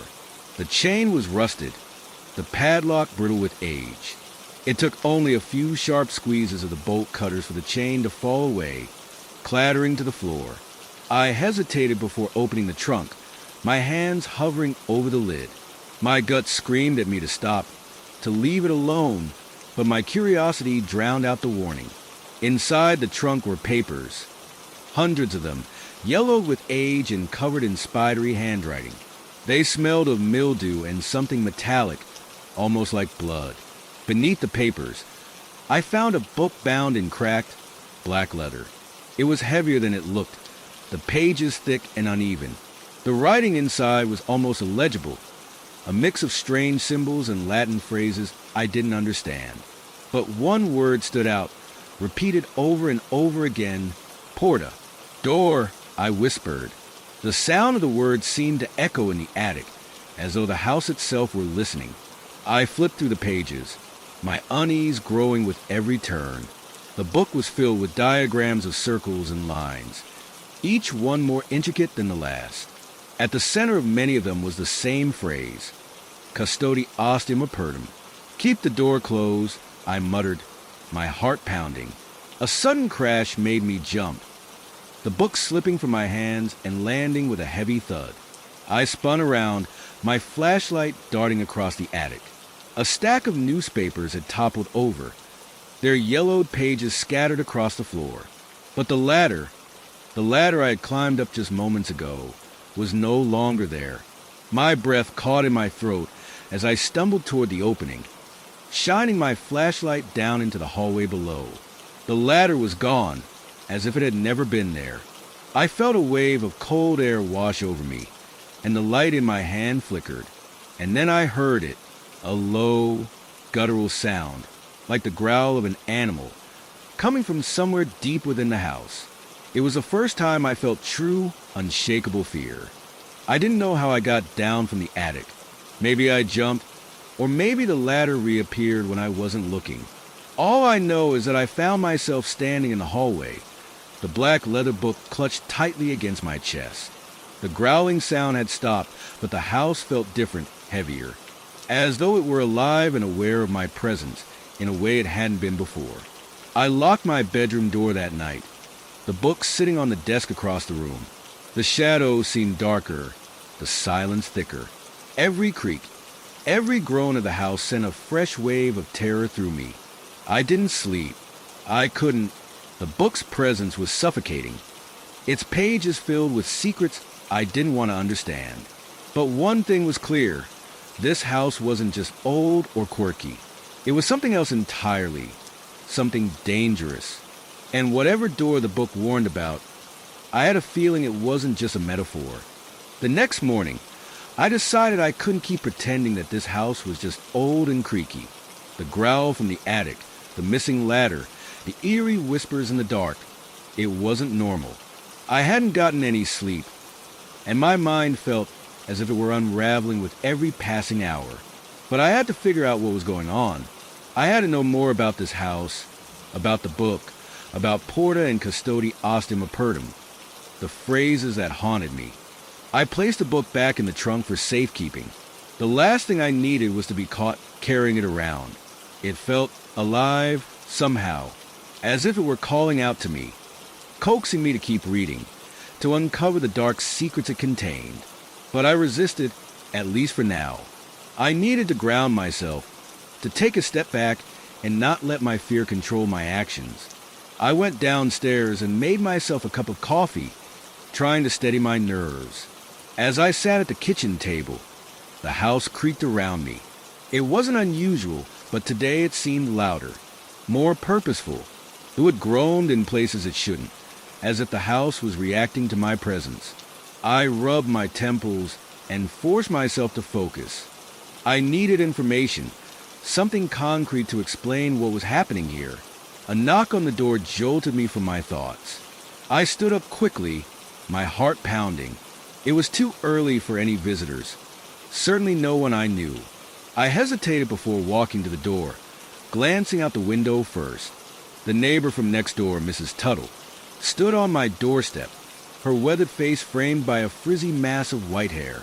She was holding a small potted plant in her hands. I opened the door. "Morning," she said, her voice raspy and uneven, as if it hadn't been used much. thought I'd bring you a little something for the house. A little greenery. It's good luck, you know. I forced a smile, taking the plant from her. It was small, unremarkable, a simple fern. But I had no intention of turning away any offer of kindness, even from a stranger. Thanks, Mrs. Tuttle. I appreciate it. She lingered on the doorstep, her eyes flicking over my shoulder as though she were weighing something. I could feel her gaze studying me, sharp and probing. "So, how are you settling in?" she asked, her voice lowering as if she were letting me in on some secret. I shrugged. "It's fine, I guess. A little odd. The house is a bit creaky, but it's all right." She nodded slowly, her lips tightening. "Yeah, it has a way of making you feel like you're not alone, doesn't it?" Her words made my skin crawl, though I tried not to show it. "What do you mean?" I asked, keeping my voice casual. "Oh, nothing," she said, waving her hand dismissively. "Just an old house being an old house. But you should be careful. A lot of people have come and gone from there. Not all of them left under the best of circumstances." I felt a chill slide down my spine, though I tried to mask my reaction. "What do you mean?" I repeated, my curiosity outweighing my caution. Mrs. Tuttle hesitated, as if deciding how much to reveal. Her eyes darted behind her, almost as though she were checking to make sure no one was listening. "The last tenants, well, they didn't last long. The husband, he ran out one night, babbling about curses and ghosts, and the wife, well, she never came back. Not to mention the ones before them." She looked at me gravely. "There's talk in the neighborhood. People say the house has a way of making people lose their minds." I blinked, trying to process her words. "I'm not saying you'll be next," she continued, her voice softening. "But just be careful. That's all I'm saying." She gave me a brief, sympathetic smile before turning and walking back to her house, leaving me standing in the doorway with the fern in my hands. I closed the door, my mind racing. The last tenants, the babbling man, the wife who never returned. Something was definitely off about this place. I needed to know more. I went to the small library I had found in the house. Old bookshelves filled with dusty novels and papers. Most of it looked like junk, but I sifted through it anyway, hoping to find something useful. I didn't know what I was looking for exactly, but something told me there had to be more clues, more details buried in the house. I found it buried behind a stack of outdated magazines. Another old journal. It wasn't as worn as the first one, but its pages were yellowed and brittle, as though it hadn't been opened in years. The handwriting inside was messy, frantic. I couldn't read it all at once, but one word caught my eye: Porta. The journal's owner, no name, just scribbled notes about doors, rituals, and a terrible thing that could not be named. I turned the pages frantically, trying to make sense of the fragments. There were descriptions of symbols, similar to the ones I'd seen in the leather book. And then it hit me. The man who had lived here before me. The one who had run out in fear. The one Mrs. Tuttle had mentioned. He must have found this journal. He must have uncovered the same terrible truths I was now staring at. The house, the rituals, the doors. It was all connected. The house, the curse, and the thing that waited. I was no longer sure if I was investigating the house or if the house was investigating me. The weight of the journal felt heavier now, as though the words were leaching into my skin. The more I read, the more it felt like I was being pulled into something much larger than I had ever imagined. And there was no way out. That night, the footsteps returned, louder this time. I heard them not above me, but below. The basement. I stood frozen at the top of the stairs, my hand gripping the railing so tightly that my knuckles went white. The sound came again, slow, deliberate steps echoing from below. The basement. It was as if the house was calling me down there, daring me to face whatever it was hiding. I couldn't do it. Not yet. My legs felt like lead, and my chest was tight with fear. But the footsteps didn't stop. They were growing closer now, closer to the door at the bottom of the stairs. I heard a creak, and I knew. It was the basement door opening. But who or what was down there? I should have run. I should have locked the door, called for help, done anything to escape this madness. But I couldn't. There was something about the house. It was like it had a hold on me, pulling me closer to its secrets. I took a slow, cautious step forward, the stairs creaking under my weight. Each sound felt like an alarm, but I couldn't turn back now. Not after everything I'd seen. The basement door was slightly ajar, just enough for a sliver of darkness to spill out into the hallway. I could feel the temperature drop, the air growing thick with an unspoken tension. Something was down there, something that wanted to be found. I reached out and pushed the door open further. It groaned in protest and my heart raced. The room beyond was pitch black, even with the hallway light behind me. I couldn't see a thing, but I could feel the weight of the darkness pressing in on me, like something was watching from the shadows. I stepped inside, each breath shallow and trembling. The air was damp and cold, carrying a smell that made my stomach churn, a mix of mildew and something metallic, something wrong. I fumbled for the light switch on the wall, my fingers brushing against the cold plaster.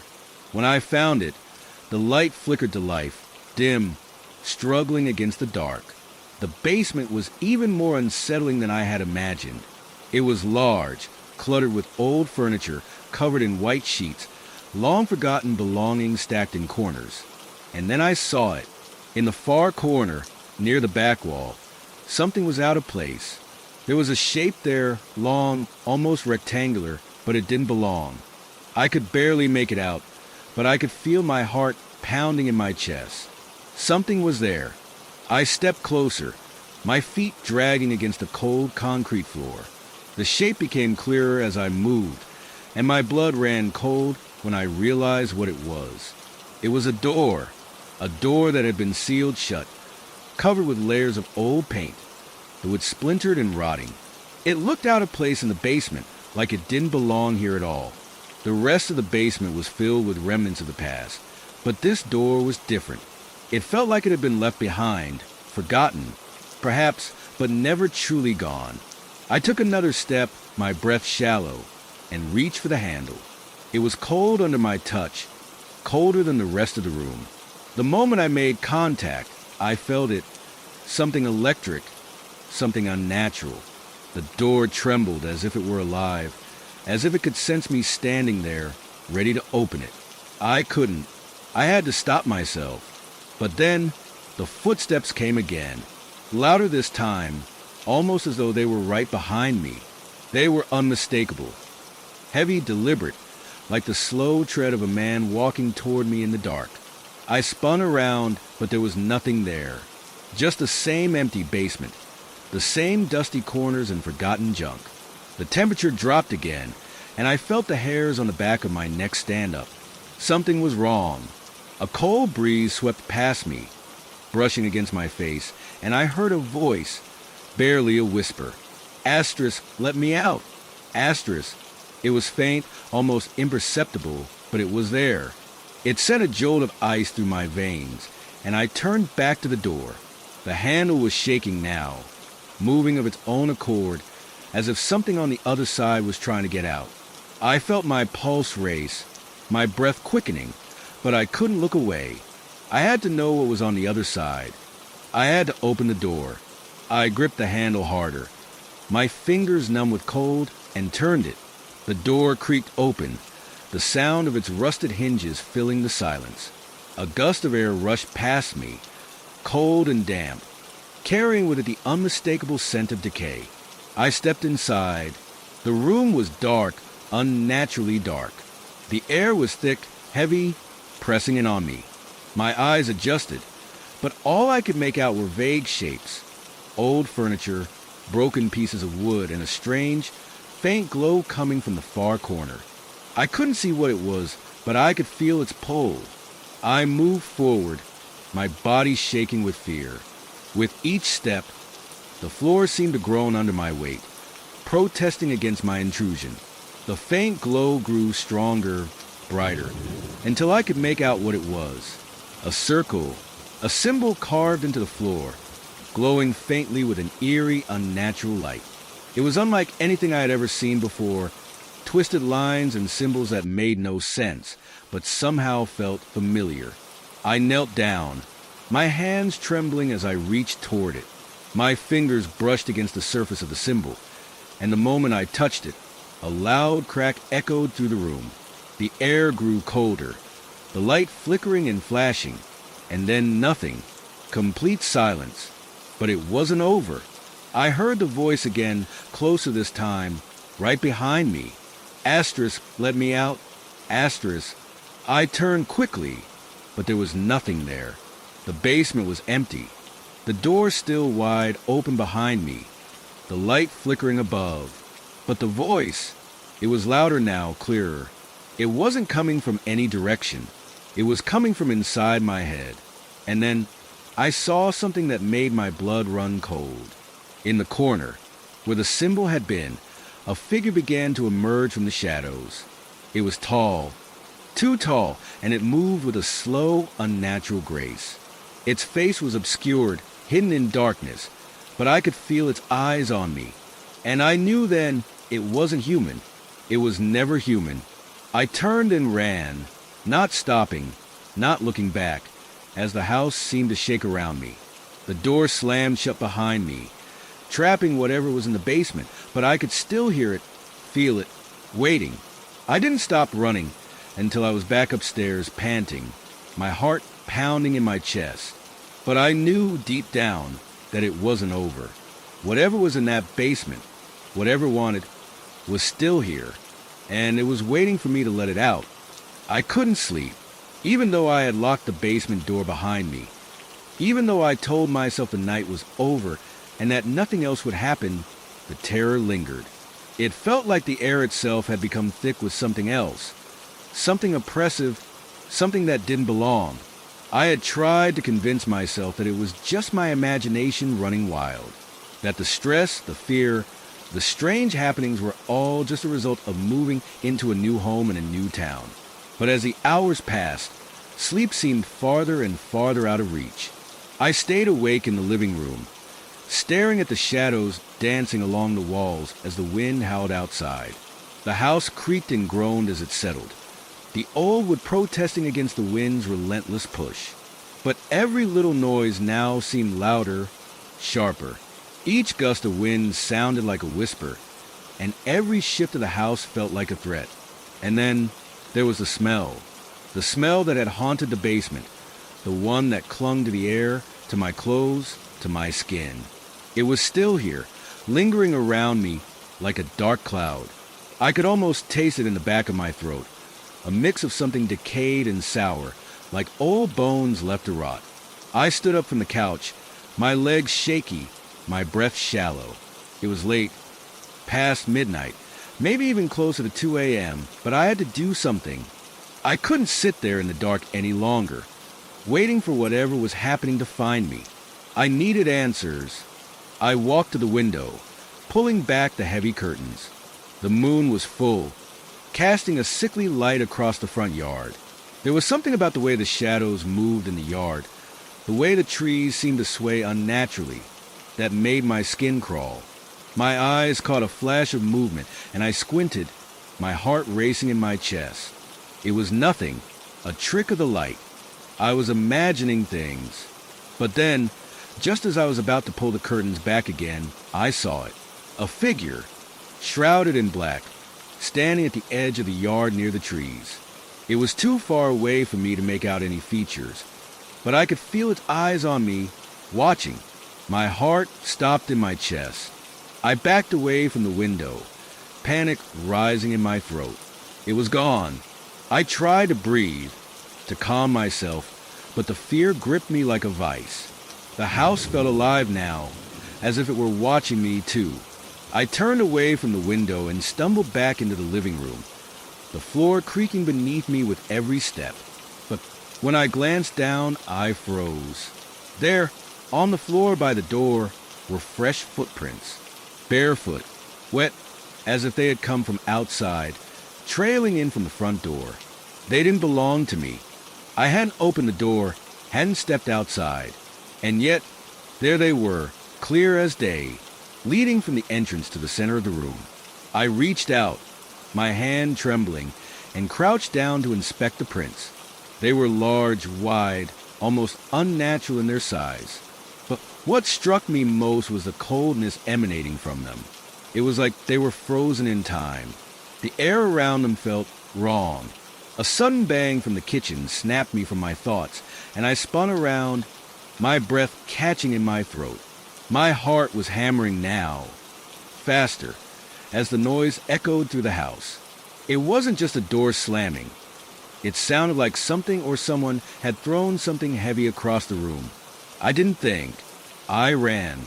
I flew down the hallway, my feet slapping against the hardwood floor, my body instinctively heading for the kitchen. The moment I reached the doorway, I stopped. The kitchen light was on, and the room was empty. But it wasn't the absence of life that unsettled me. It was a mess. The kitchen, which had been neat just hours earlier, was now in disarray. Cabinets hung open, their contents scattered across the floor. Plates had been smashed, glasses shattered, and utensils were strewn about as if something had ransacked the room in a violent frenzy. I took a slow step into the room, my breath caught in my throat, my heart pounding in my chest. My eyes darted around, scanning every corner, but there was no sign of anyone, no sign of anything. I backed out of the room, retreating back down the hallway, my mind racing. I could feel the pressure building inside my chest. The walls were closing in. The house, this house, was becoming something else. Something wrong. I knew I needed to leave, but I couldn't bring myself to. I didn't know where I would go, and something kept pulling me back. The fear, the darkness, the whispers, they were all part of it now, part of me. And then I remembered the journal, the one I had found in the basement, the one that had started all of this. I needed to know. I had to understand what was happening.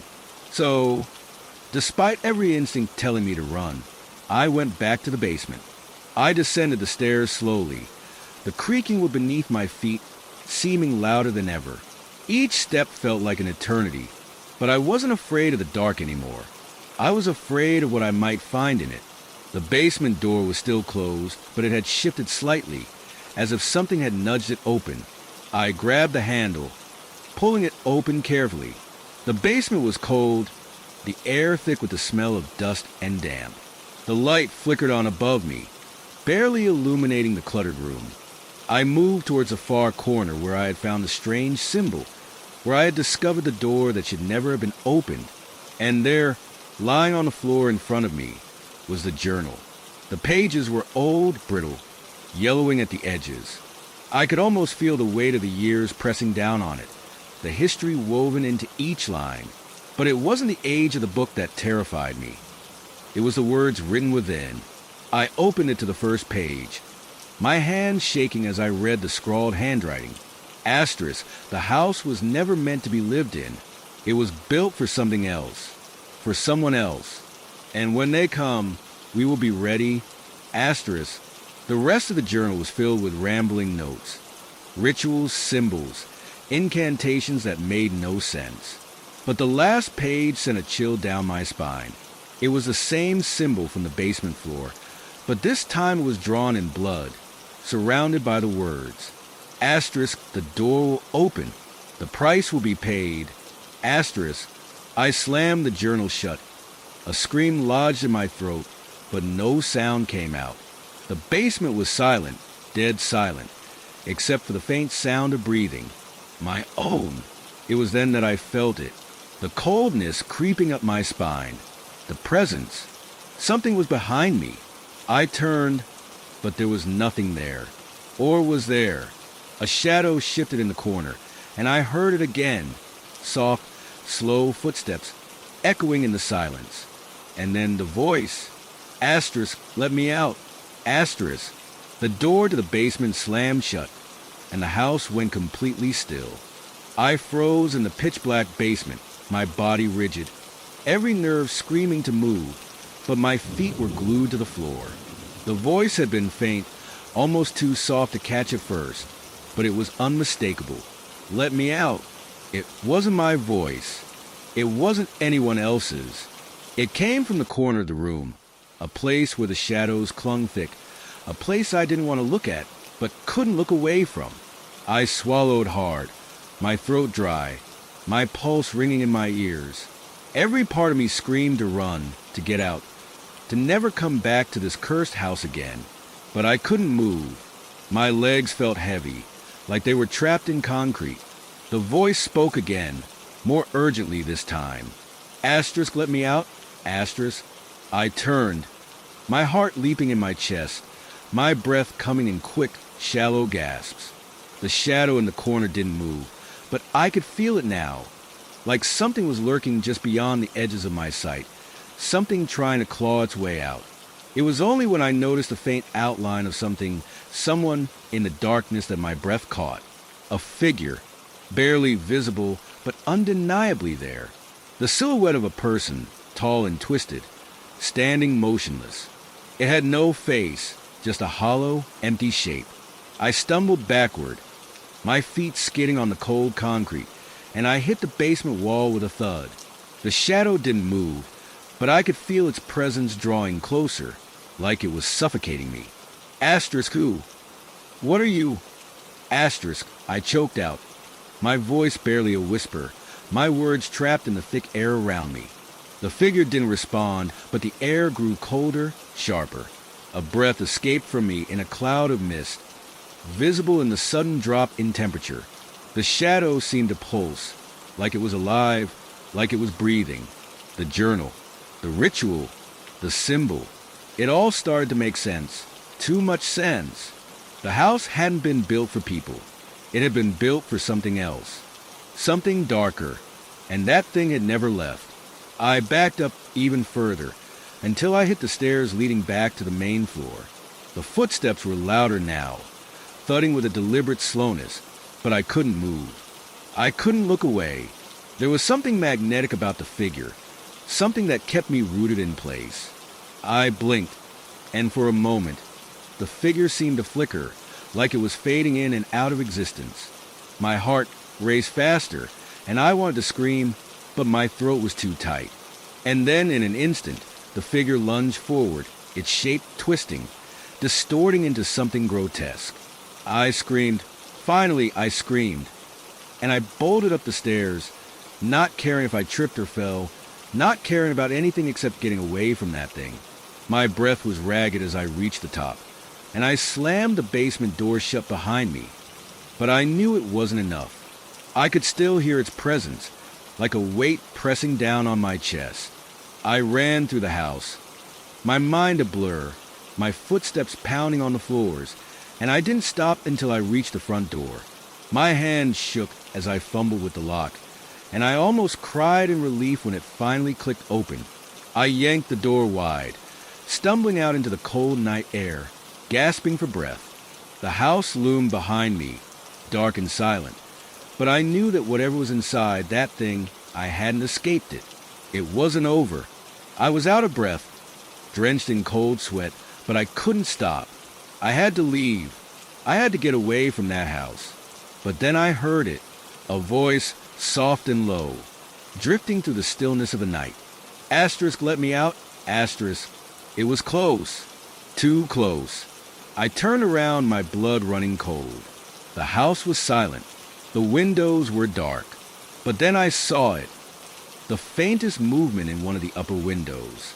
A figure, not a shadow, a person, or something pretending to be a person. The figure in the window was still. Its eyes, asterisk if they were eyes, asterisk, stared out at me from the darkness. And then, just as quickly, the figure vanished. I didn't wait for anything else. I ran down the front steps, across the yard, and out into the street. I didn't care where I was going, just that I had to get away.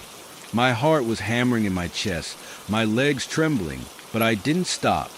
I couldn't. I had to get away from that house. As I reached the end of the block, I turned around, and for just a brief moment, I thought I saw something standing at the front of the house, just beyond the gate. But it wasn't a person. It was a figure, too tall, too thin, and its limbs twisted in ways that didn't make sense. I could feel its gaze on me, even from that distance. I couldn't tell if it was just my mind playing tricks on me, or if it was really there. But one thing was certain, it wasn't over. Whatever was in that house, whatever had been waiting, it wasn't done with me. It wasn't done with anyone. The figure in the window had a message, and I had a feeling I was the one who was going to have to finish it. I kept walking. My eyes stayed on that house, my skin crawling with the sensation of being watched. And no matter how far I walked, no matter how far I ran, I couldn't shake the feeling that it was following me, that it was always going to be there, waiting. And no matter who moved in next, it would be waiting for them too. I didn't look back anymore, but I could feel it.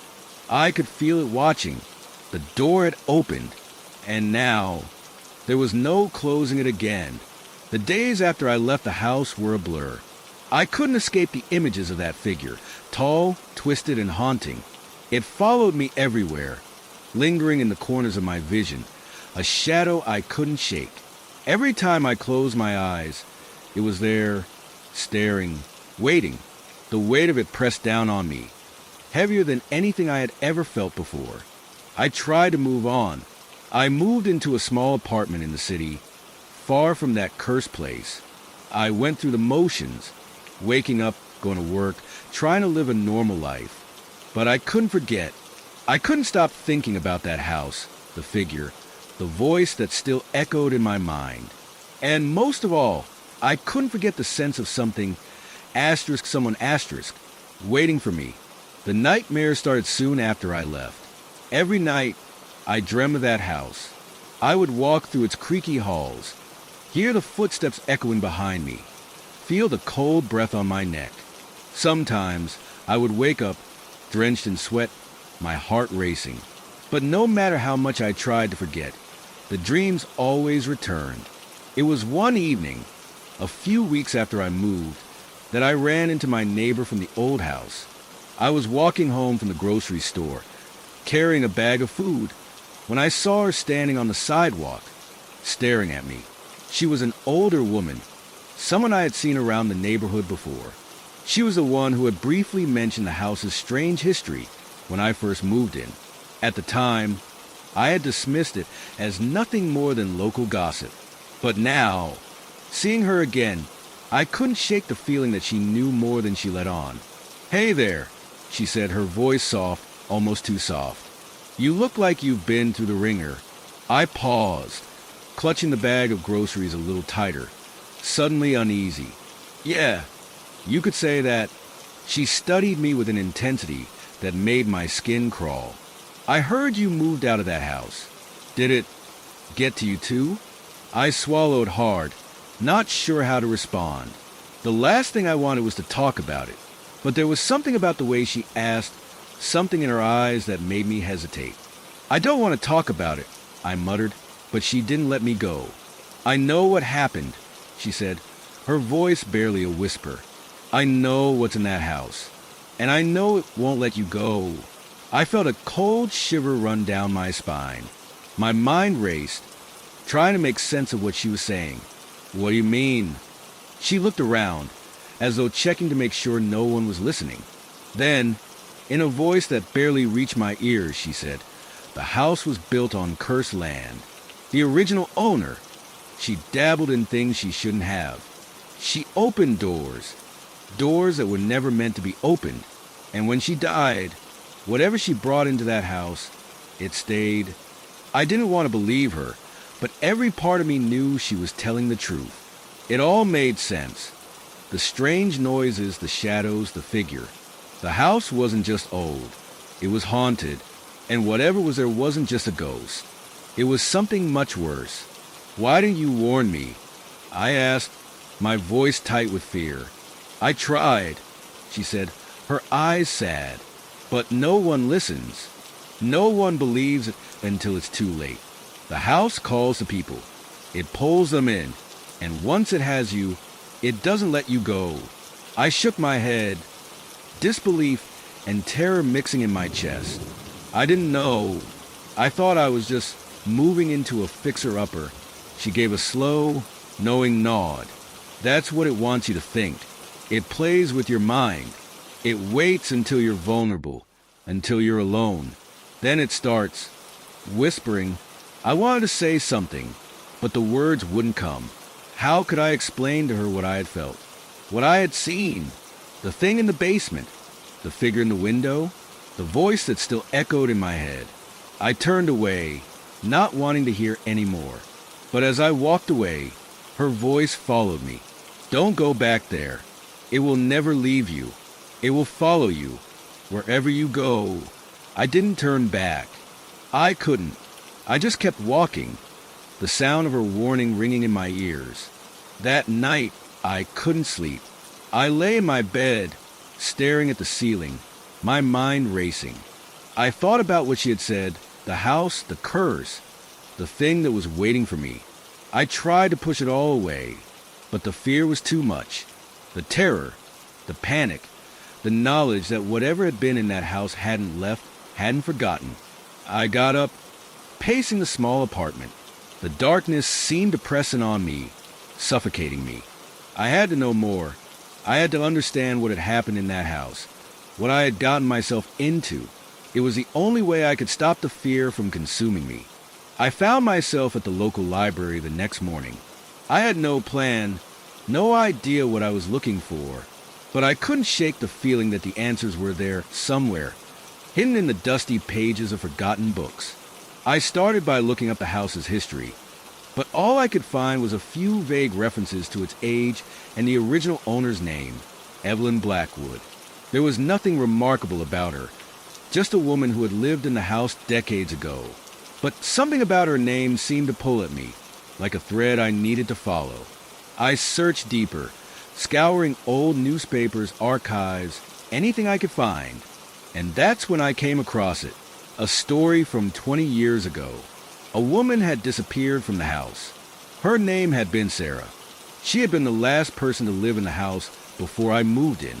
According to the article, she had been found wandering the streets one night, babbling about something in the house. She had spoken of footsteps following her, of voices calling her name, of a cold hand on her shoulder as she slept. But when the police had investigated, they found nothing. The article had been brief, a small mention in the local news section, but there was one line that stood out. Asterisk, it is said that the house is cursed, and once you hear it, there is no escape. Asterisk. I shivered, the hair on the back of my neck standing up. Sarah had heard it, the footsteps, the voices. She had felt it too. I wasn't the first, and I wouldn't be the last. I couldn't stop thinking about Sarah. What had happened to her? What had driven her mad? And more importantly, what was waiting for me in that house? Something so terrifying that it could break a person's mind? I sat at my kitchen table, the newspaper clippings spread out before me, trying to piece together the puzzle. Every part of me screamed to leave it alone, to forget it all and move on. But I couldn't. I needed answers. The fear that had haunted me for weeks was relentless, gnawing at me, demanding that I face whatever I had encountered in that house. There was only one way to get those answers. I went back. I didn't know why I went. Maybe it was because I felt like I owed it to myself to face the truth, to understand what had happened, to stop the fear from ruling my life. Maybe it was just because I couldn't escape it. It followed me, no matter where I went. I drove back to that street, my heart pounding in my chest, my palms sweaty on the steering wheel. The old house stood there, silent and menacing, just like it had the day I left.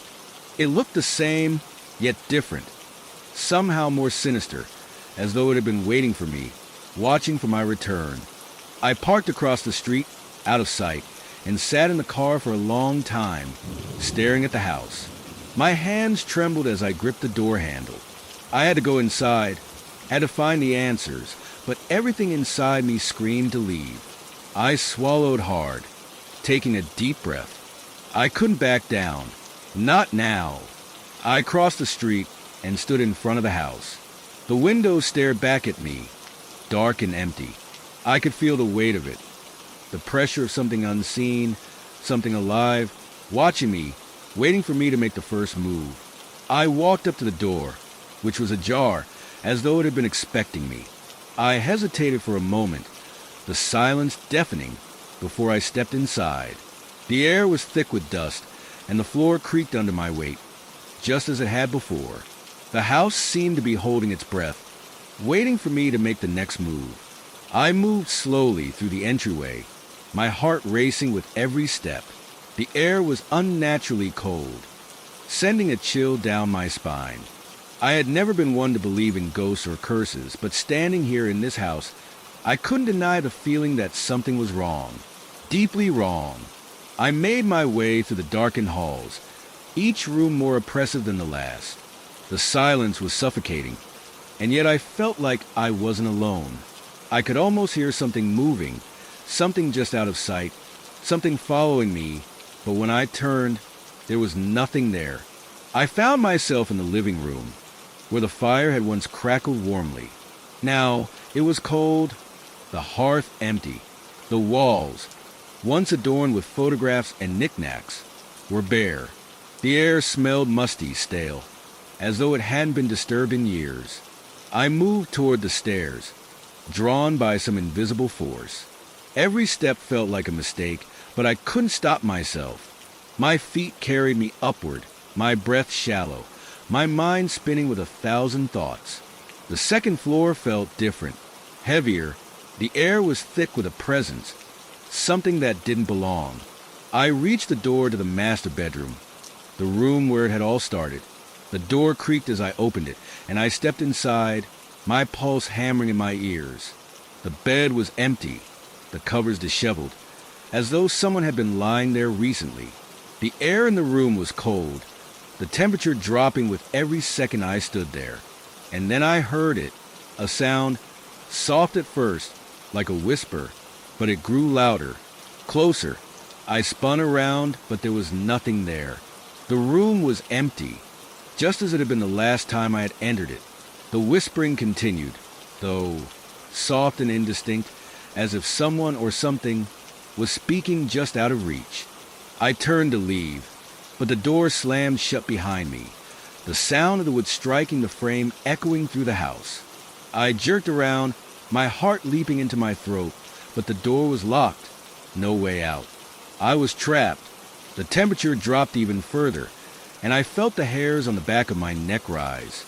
My breath misted in the air, and the whispering grew louder, now unmistakably clear. Asterisk, you shouldn't have come back, asterisk. The voice was low, gravelly, and filled with a chilling malice. It seemed to come from everywhere, surrounding me, suffocating me. I froze, unable to move, my body locked in terror. It spoke again, and this time it was louder, clearer. Asterisk, you've awakened it, asterisk. I turned toward the source of the voice, my eyes wide with fear. In the corner of the room, a shadow shifted, flickering like a dying flame. I took a step back, but my feet felt heavy, like I was moving through mud. The figure in the corner grew larger, more defined. It was tall, impossibly tall, with long, skeletal limbs that stretched unnaturally, reaching toward me. Its face was a blur, an indistinct shape that seemed to flicker in and out of focus. But the eyes? I couldn't see them, but I could feel them. Watching, waiting. I couldn't breathe.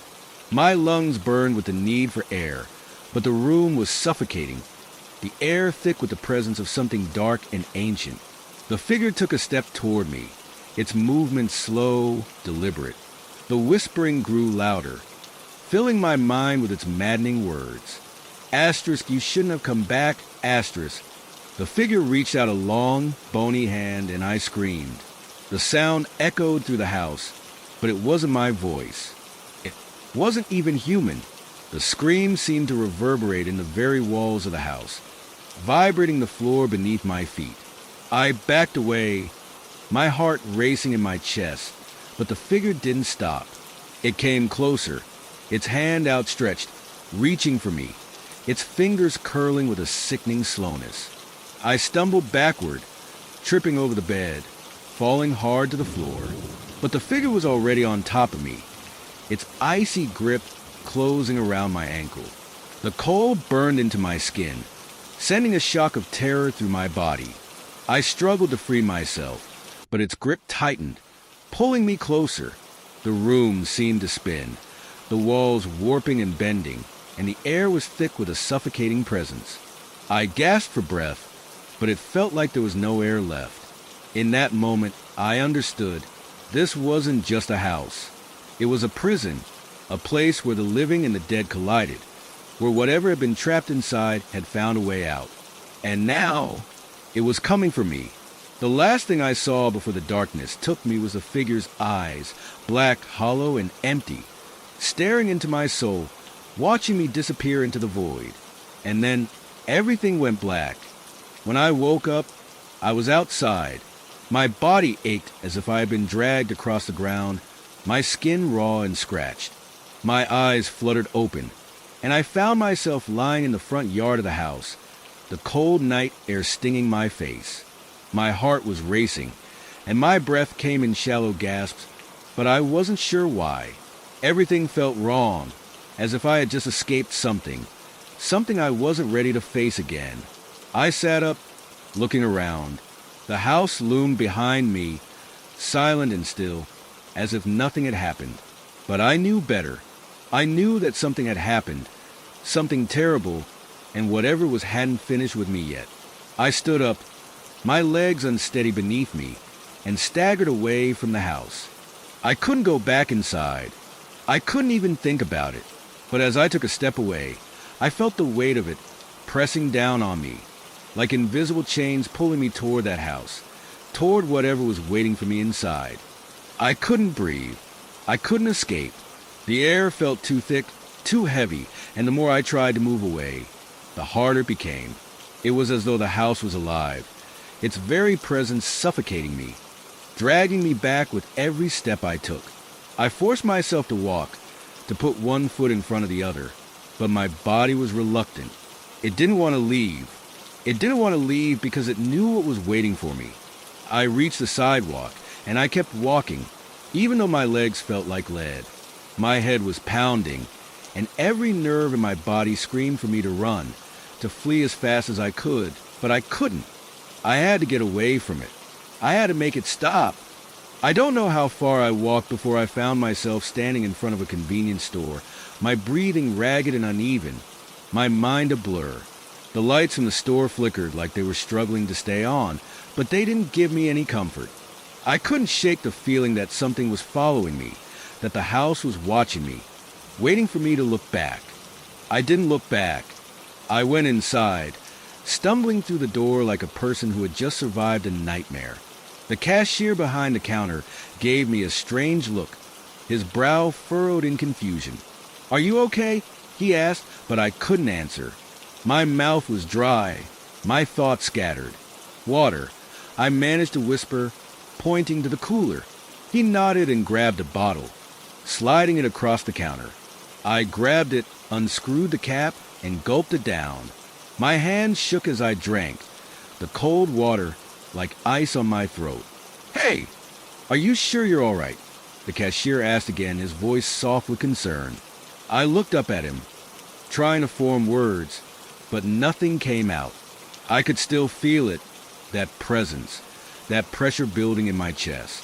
I had to leave. Without another word, I turned and walked out of the store. I couldn't stay here. I couldn't stay anywhere. I walked for hours, my legs burning, but the fear never left me. No matter how far I went, it was there, lurking in the shadows of my mind, waiting to pull me back. Finally, exhausted, I found myself at a bus stop. I didn't even know what I was doing anymore, but I knew I had to get away. I had to leave that place, leave it behind, even if it meant running forever. The bus came, and I stepped on without hesitation, paid my fare, and found a seat. The driver didn't ask questions. No one did. No one cared. I watched as the city lights passed by, each street a blur, each moment a reminder of how close I was to losing myself. The house, that damn house. But as the bus pulled away, I caught a glimpse of something in the rearview mirror. It was the house, standing in the distance, silent, watching, waiting. I gasped, but I didn't look back. I couldn't. I closed my eyes, trying to push the image from my mind. The further I went, the more I could feel it. The connection, the pull. I don't know how long I slept, but when I woke up, I was alone in the bus. The driver was gone. The lights were dim, the hum of the engine the only sound. I didn't know where I was. The bus was parked in the middle of nowhere, surrounded by fields. I couldn't see a single light. The air was thick with mist, the darkness suffocating. And then, from somewhere behind me, I heard it. A whisper. It wasn't my name, but it was close. A sound so soft, so far away, yet so unmistakable. Asterisk come back, asterisk it whispered. I turned around, heart hammering in my chest. The aisle was empty. The bus was empty. And yet, the whisper came again. Asterisk, you haven't escaped, asterisk. I stood up, panic rising in my throat. But as I moved toward the door, I saw something. Just outside the bus window. A shadow. A figure. It was watching me. I tried to open the door, but it wouldn't budge. The figure moved closer, growing larger, until I could see it clearly, its face pale, hollow, and empty. I pounded on the window, but it didn't respond. The figure didn't move. It just stood there, watching, waiting, and then I heard the whisper again. Asterisk, you're not free, asterisk. I backed away from the window, my heart pounding in my chest. I didn't know what to do. What was happening? Was I dreaming? Was this real? I had to escape, but the bus didn't start moving. The figure didn't leave. It stayed there, outside, waiting for me. And deep inside I knew the house hadn't let me go. It would never let me go. I couldn't run. I couldn't hide. The curse of that place had followed me. It would always follow me. And as the darkness closed in around me, I realized something far worse than my own fear. I wasn't alone. Not anymore. Not ever again. The air in the bus felt colder now, unbearably cold, as if the frost was creeping into my bones.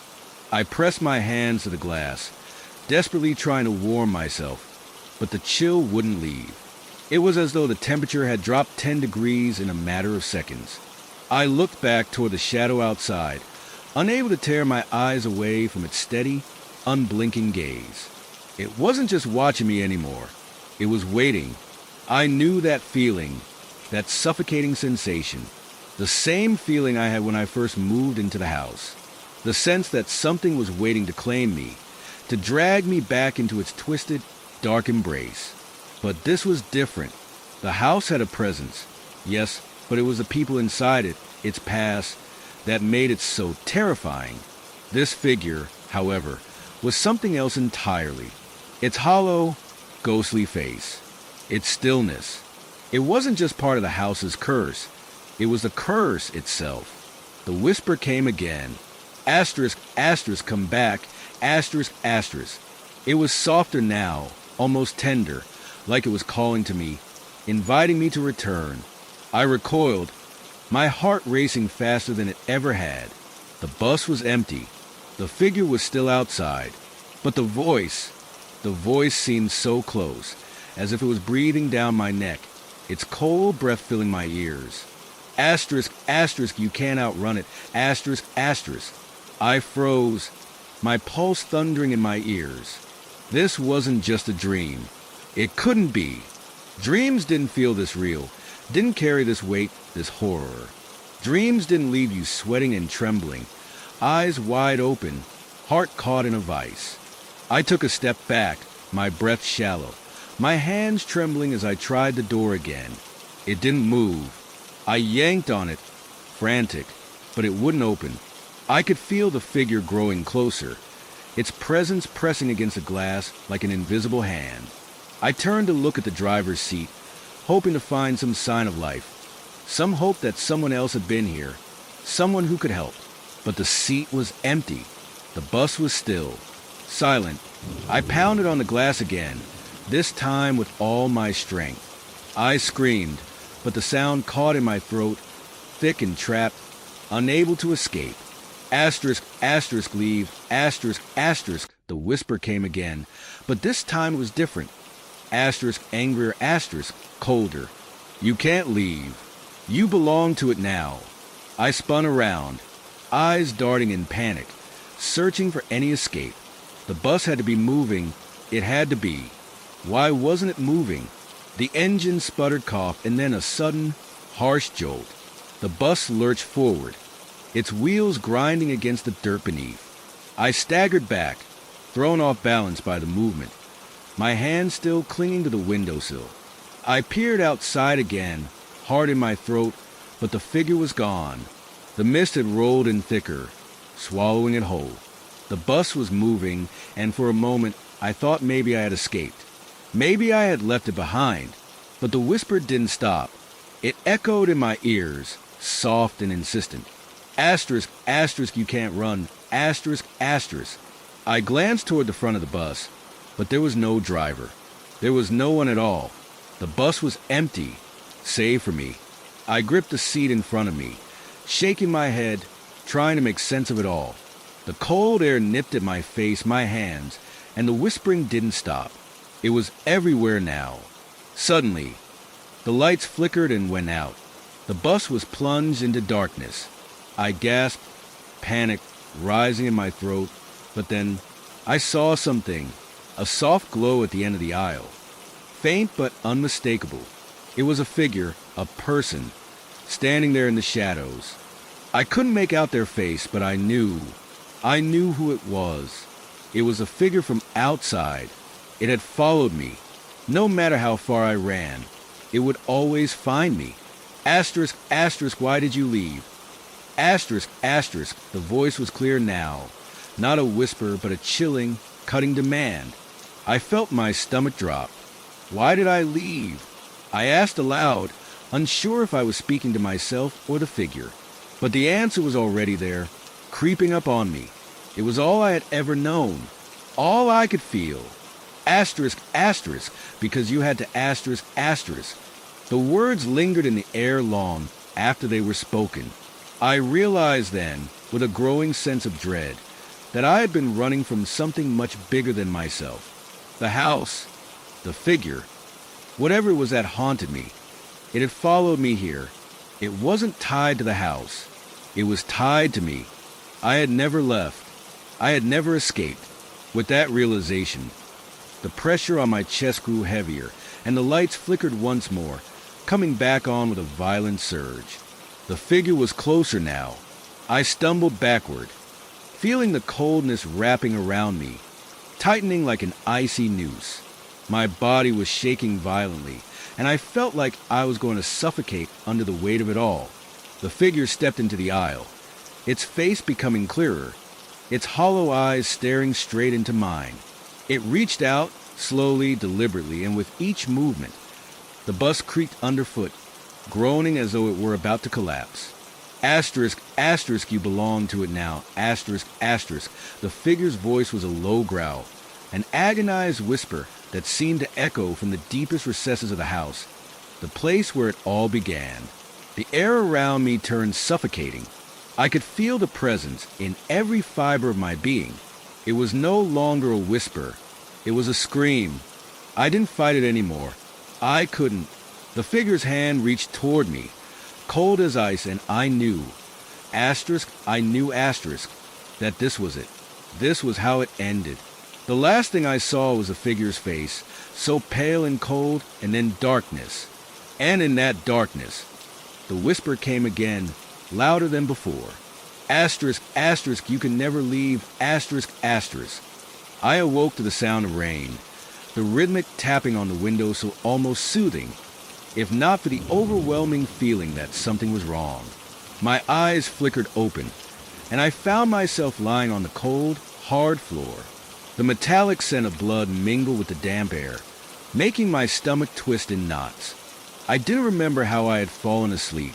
The last thing I could recall was that face, that figure, the coldness. But now, All that was left was the softness of the rain and the oppressive silence that weighed down on the space around me. I pushed myself to my feet, disoriented, the room spinning as I stood. It was dark, darker than it should have been. The low, flickering light of a single lamp illuminated the space, casting long shadows against the walls. My eyes darted around, instinctively searching for any sign of danger, but the room seemed normal, almost too normal. I ran my hand over my face, wiping away the dampness, but when I pulled it away, my fingers were coated in something thick. I hesitated, looking at the crimson stains that smeared across my palm. My heart skipped a beat. Was it mine? Panic set in as I scanned the room again. Everything looked untouched, save for the unsettling presence of blood on my hands. And then I saw it. Something I hadn't noticed before, something that hadn't been there when I first arrived. A journal. It lay on the floor next to the bed, its worn, leather cover cracked and frayed. It was impossible to ignore the heavy pull, the unnatural draw it had on me. I reached for it, hesitating for only a moment before my fingers closed around its edges. It felt cold, colder than it should have been. The pages were yellowed brittle as I flipped them open one by one. The handwriting was cramped, hurried, and covered in strange symbols and markings, some of which I recognized. They were symbols I had seen before, in the house, in the cursed rituals that I had discovered during my research. I shivered, the pieces of the puzzle falling into place. This was the original owner's journal, the one I had been searching for, the one that had been lost for so many years. The same journal that, it seemed, had found its way back into my hands. The first entry was dated decades ago, written in a hurried, almost panic hand. Asterisk, asterisk, they are waiting, watching. Every night, I can feel them. It is no longer enough to hide. I must open the door. I must find the truth, asterisk, asterisk. The next pages were filled with more frantic scribbling, each entry more desperate than the last. The handwriting became erratic, words spilling across the page in messy scribbles. The more I read, the more my heart pounded in my chest. The door the journal referred to, the one the original owner had opened, was not a literal one. It was a gateway, a doorway to something else, something beyond the veil of the living, and it had never truly been closed. My hand trembled as I flipped the next page, my eyes scanning the words. Asterisk, asterisk, they came through.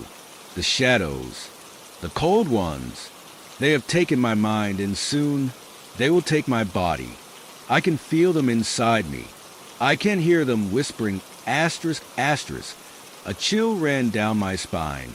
The air felt colder now, like a storm had moved in without warning. The rain, once a soothing sound, now felt like a warning, a prelude to something worse. Something much worse. I flipped further through the pages, the words blurring together. There were symbols on nearly every page, scribbles that looked more like warnings than anything else. Some pages were drenched in what looked like ink, but something about the texture made me think it was something else. I shuddered at the thought, and then, toward the end of the journal, there was a final entry that stopped me in my tracks. Asterisk, asterisk, it has found me. The figure, the one I saw in my dreams, and now it has come for me. But I am not afraid, not anymore. I welcome it. I will go with it. I will join the shadows, asterisk, asterisk. The words were the final key, the final confirmation. The curse, the evil that had plagued the house for so long, was not confined to its walls. It had a mind of its own, a will. It could follow, and it had followed me.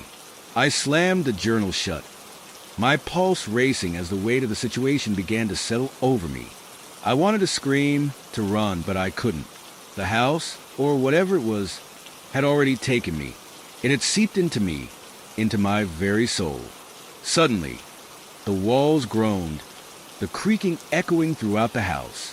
It was a sound I knew all too well. The house was waking up. It was aware of me, and it was angry. I had to leave. I had to escape. I bolted to the door, my hands shaking as I gripped the doorknob. But when I tried to turn it, it wouldn't budge. The door was locked.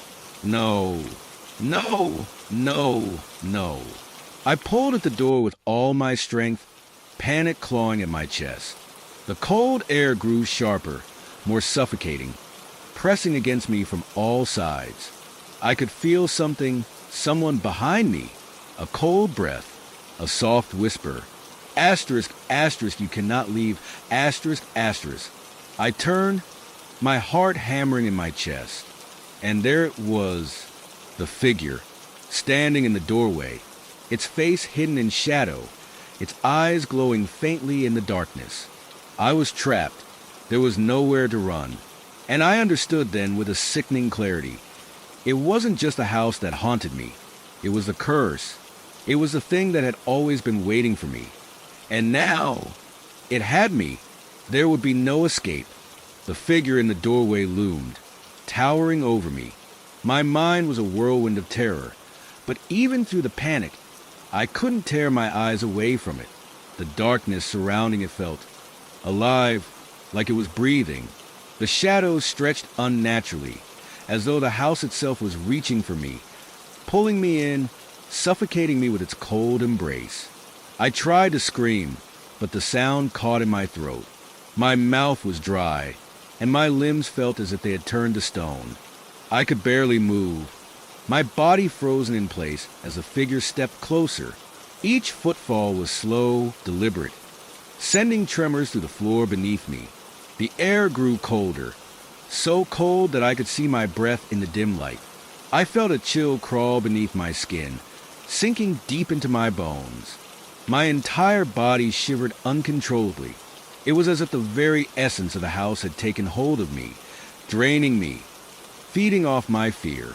I opened my mouth again, trying to call out, but the words wouldn't come. My body was betraying me. My heart raced as I stumbled back, unable to tear my gaze from the figure, unable to escape. The shadows shifted, and I saw its face, or rather, what should have been a face. There were no eyes, only empty sockets, and a gaping mouth that seemed to stretch wider with each passing second. Its skin was pale, sickly, and stretched tight over its bones. The air around it seemed to distort, as though the very reality of the room was warping in its presence. You're not real," I whispered, my voice barely audible, a thread of disbelief cutting through my terror. But the figure didn't respond.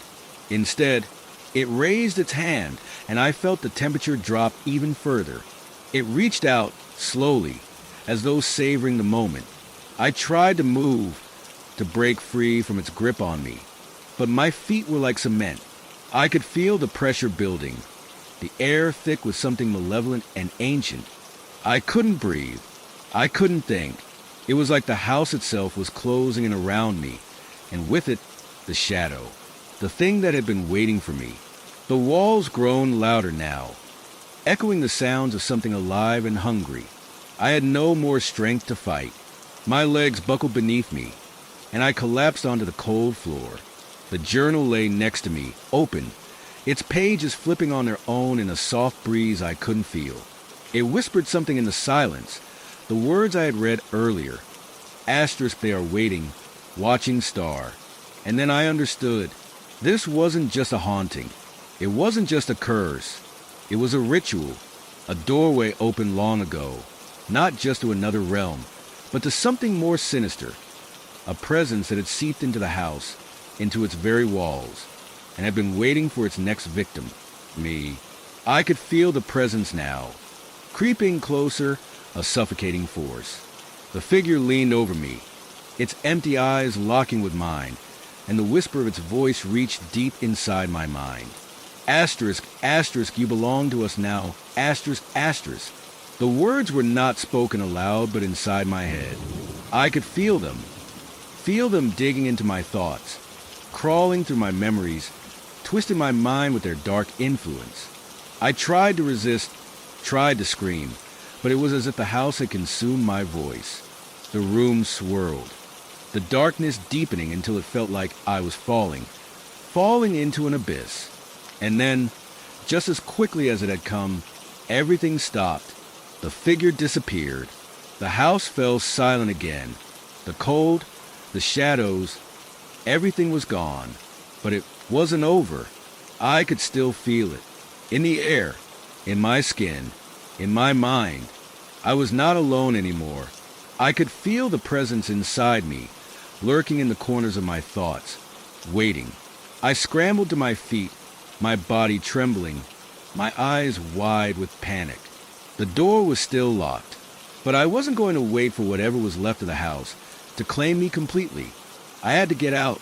I grabbed my things, not even bothering to pack properly. I didn't care. I ran to the door, my hands shaking as I tried the knob again. This time it opened, the door swinging wide as I rushed out into the hallway. But the house wasn't done with me yet. The walls groaned again, louder now, as if the house was alive, angry that I had dared to leave. I ran, heart pounding, my footsteps echoing in the silent halls. Every creak of the floorboards behind me sounded like footsteps, like something was chasing me, hunting me down. I didn't look back. I didn't stop running until I was outside, the cold night air rushing to meet me. I gasped for breath, feeling the weight of the house lift off my chest. But even then, I couldn't shake the feeling that it was still there, watching, waiting. As I stumbled away from the house, I could hear it. Footsteps behind me, soft at first, then growing louder, closer. I didn't dare turn around. It wasn't over. It would never be over. And just as I thought I was free, I heard a whisper, faint but unmistakable. Asterisk, asterisk, you can't escape. We are always here, asterisk, asterisk. I ran faster, my heart pounding in my chest. I couldn't escape. Not really. The house had left its mark on me, and no matter where I went, it would follow. The door had never truly closed. It had only opened wider, and whatever was on the other side wasn't finished with me yet. The house wasn't the only thing that haunted me. It was inside me now. Story 3. It was the first night in the old house. Sarah had always dreamed of owning a place like this, an old, creaky cottage in the woods, far from the noise of city life. It was supposed to be a fresh start, a new chapter after the messy divorce, a place to heal. But as the sun dipped behind the trees, Sarah couldn't shake the sense that she wasn't alone. She'd found the house online, a hidden gem tucked away from civilization. The price was too good to pass up, but now, as the shadows grew longer and the winds outside picked up, she began to wonder if the bargain had been too good to be true. The floorboards groaned beneath her feet as she unpacked in the dim light, the house settling into silence. She tried to ignore the chill in the air, telling herself it was just the age of the house. Still, the temperature seemed to drop even with the heating on, and then the sound, a soft, rhythmic creaking, like someone walking across the floor above her. Sarah paused, heart racing. She'd explored every inch of the house earlier, and there was no one else here. Her ex-husband had helped her move in, but he was gone, leaving her alone in the vast, dark space. The creaking continued, growing louder. It couldn't be the wind. There were no trees nearby that could cause it. She grabbed a flashlight and made her way upstairs. Her footsteps echoed eerily in the empty halls. The air felt heavier as she reached the second floor, and the creaking suddenly stopped. A cold draft brushed her skin as she entered the hallway, the beam of the flashlight flickering. In the dim light, she noticed something strange. A door at the end of the hall, one she hadn't seen before. It was slightly ajar, and the air seemed to be pulling her toward it. Hesitant, Sarah approached, her hand trembling as she reached for the doorknob. Before she could touch it, the floor beneath her feet groaned loudly, and she stumbled backward. The door slammed shut on its own, the sudden noise ringing in her ears. Maybe it's just an old house, Sarah whispered to herself, though her voice trembled. She turned to leave, but something caught her eye in the corner of the hallway, a shadow that didn't match the shape of the room. Her pulse quickened. The shadow seemed to move, following her. She rushed downstairs, trying to shake off the feeling of being watched. But when she reached the living room, she froze. On the floor, near the fireplace, was a small, leather-bound journal. It hadn't been there before. The pages were yellowed and old, the handwriting faded but legible. Sarah picked it up, feeling an odd chill run through her fingers as she flipped it open. The first page was covered in strange symbols, runes perhaps. She couldn't make sense of them. Then she read the next line, her breath catching in her throat. This house is cursed. Don't stay here. It's never truly empty. A noise behind her made her jump. A whisper, almost too soft to hear, but unmistakable. She turned, the journal slipping from her hands as she dropped to the floor, heart hammering in her chest. Sarah's breath caught in her throat as she stared at the empty room. The journal lay discarded on the floor, its pages splayed open to the cryptic warning. The whispering had stopped, but she could still feel the weight of it, an oppressive presence in the air, as if something unseen was watching her, waiting. The house felt alive, like a creature that breathed, creaked, and groaned in the night. She couldn't shake the feeling that it had always been watching her. Long before she ever set foot inside, she picked up the journal, her fingers trembling, and began to flip through the pages again. The symbols on the first page were unsettling, but it was the writing beneath them that sent a shiver down her spine. It described something dark, something that didn't belong in the world of the living. There were mentions of rituals, a strange presence, and something buried deep beneath the house itself. The last entry read, "The walls whisper at night. They know what you fear. They feed on it." Suddenly, a sharp noise rang out from upstairs. It sounded like something heavy had been dragged across the floor. A frantic, scraping sound that made her blood run cold. Her heartbeat quickened, and her mind raced with thoughts of leaving the house immediately. But the front door had been locked, and she couldn't just abandon everything. She had to know what was going on. With a deep breath, Sarah stood up and moved toward the staircase. The old wooden steps creaked under her weight, and each step felt like a drumbeat of dread echoing through the silence. The further she climbed, the colder the air became, biting at her skin. It was as though the temperature dropped a few degrees with each step, until she felt a freezing chill settling deep within her bones. When she reached the top of the stairs, the house seemed even quieter, the oppressive silence pressing in on her. The hallway stretched out before her, the shadows from the distant corners now crawling along the walls like dark fingers reaching for her. At the end of the hall, the door she'd seen earlier was wide open. Sarah hesitated, her heart hammering. The heavy air seemed to hum with an eerie energy, as though something was waiting for her in that room. The whispering had returned, faint but persistent. It was coming from the walls, low, almost inaudible murmurs that made the hairs on the back of her neck stand up. She stepped forward, slowly, each footfall echoing in the hollow silence. The door creaked as she pushed it open, revealing a small, dimly lit room. It was bare, except for a single piece of furniture, a large wooden wardrobe in the far corner. The walls were lined with strange markings, deep gouges that looked almost like claw marks. The floor was littered with dust, but there was something else, something glistening faintly in the corner. Sarah took a step closer and realized it was a small mirror, leaning against the wall. Its surface was cracked, the shards reflecting the dim light in distorted shapes. The strange whispers grew louder as she approached, now so clear that she could make out the words. "You shouldn't be here." The voice was soft, almost soothing, but it sent a wave of fear through her. She looked into the mirror, her own reflection staring back at her. But something was wrong. The eyes in the mirror didn't match hers. They were dark, hollow, and they seemed to be watching her with an intensity that made her stomach churn. Suddenly, a loud bang echoed from downstairs, shaking the walls and sending Sarah stumbling back.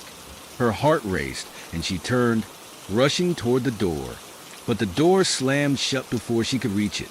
The whispering was louder now, the voices coming from all directions, surrounding her. The room seemed to close in, the air thick with an unseen presence. She pounded on the door, desperate to escape, but it wouldn't budge. She was trapped, and then from the corner of the room, something moved. It was small at first, a shadow darting across the floor, but then it grew. The air became thick with a cold, unnatural energy. She could feel it. Something was crawling out from the walls, pushing through the cracks, its form shifting and writhing like a living nightmare. The whispering turned into a low growl, and a voice, deep and guttural, spoke. You should never have come. The air in the room felt thick, heavy, and suffocating. Sarah pressed her back against the door, her fingers trembling as she clutched the cold wood. The growling, guttural voice that echoed from the walls had shattered any semblance of calm she had left.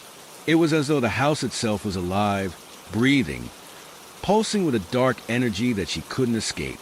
She dared not turn to face the thing that had emerged from the shadows. It was still there. She could feel it, the space growing colder, as if it had taken form just beyond the edge of her vision, waiting for her to acknowledge it. The whispering intensified, each voice layering on top of the other, growing louder, more desperate. It was as if the walls themselves were pleading with her, warning her. Leave. Leave now. But Sarah couldn't move. The door behind her was no longer solid. It felt as though it was made of paper, something fragile, something that could shatter at the first sign of pressure. The floor beneath her feet creaked again, and she snapped her head back toward the room, unable to resist the pull. And then she saw it. It started small, a dark shape moving slowly along the floor, sliding toward her like a shadow come to life. But it grew quickly, expanding as it crawled across the dusty floor, a grotesque mass of shifting darkness, its edges flickering like the flame of a dying candle. The thing slithered, its shape too fluid to be fully understood, a mass of writhing limbs and jagged edges. It didn't have a clear form, but it was moving toward her, fast. The walls groaned, and Sarah felt something in her chest tighten. Her heartbeat, which had been pounding in her ears, suddenly stopped. The world around her grew still.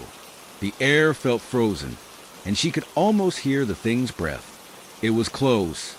She wanted to scream, but the words caught in her throat. She could barely breathe. In an instant, the mass lunged at her, a rush of cold air filling the room.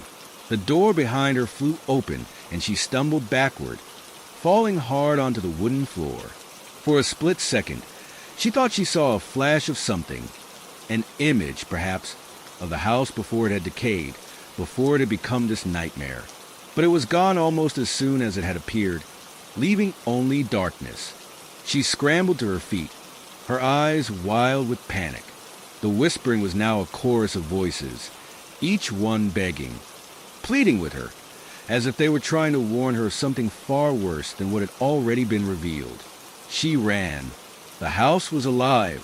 The floors creaked beneath her feet, and the walls seemed to close in on her, tightening with each step. She raced down the hall, past the room with the mirror, no longer daring to look into it, and made her way down the stairs.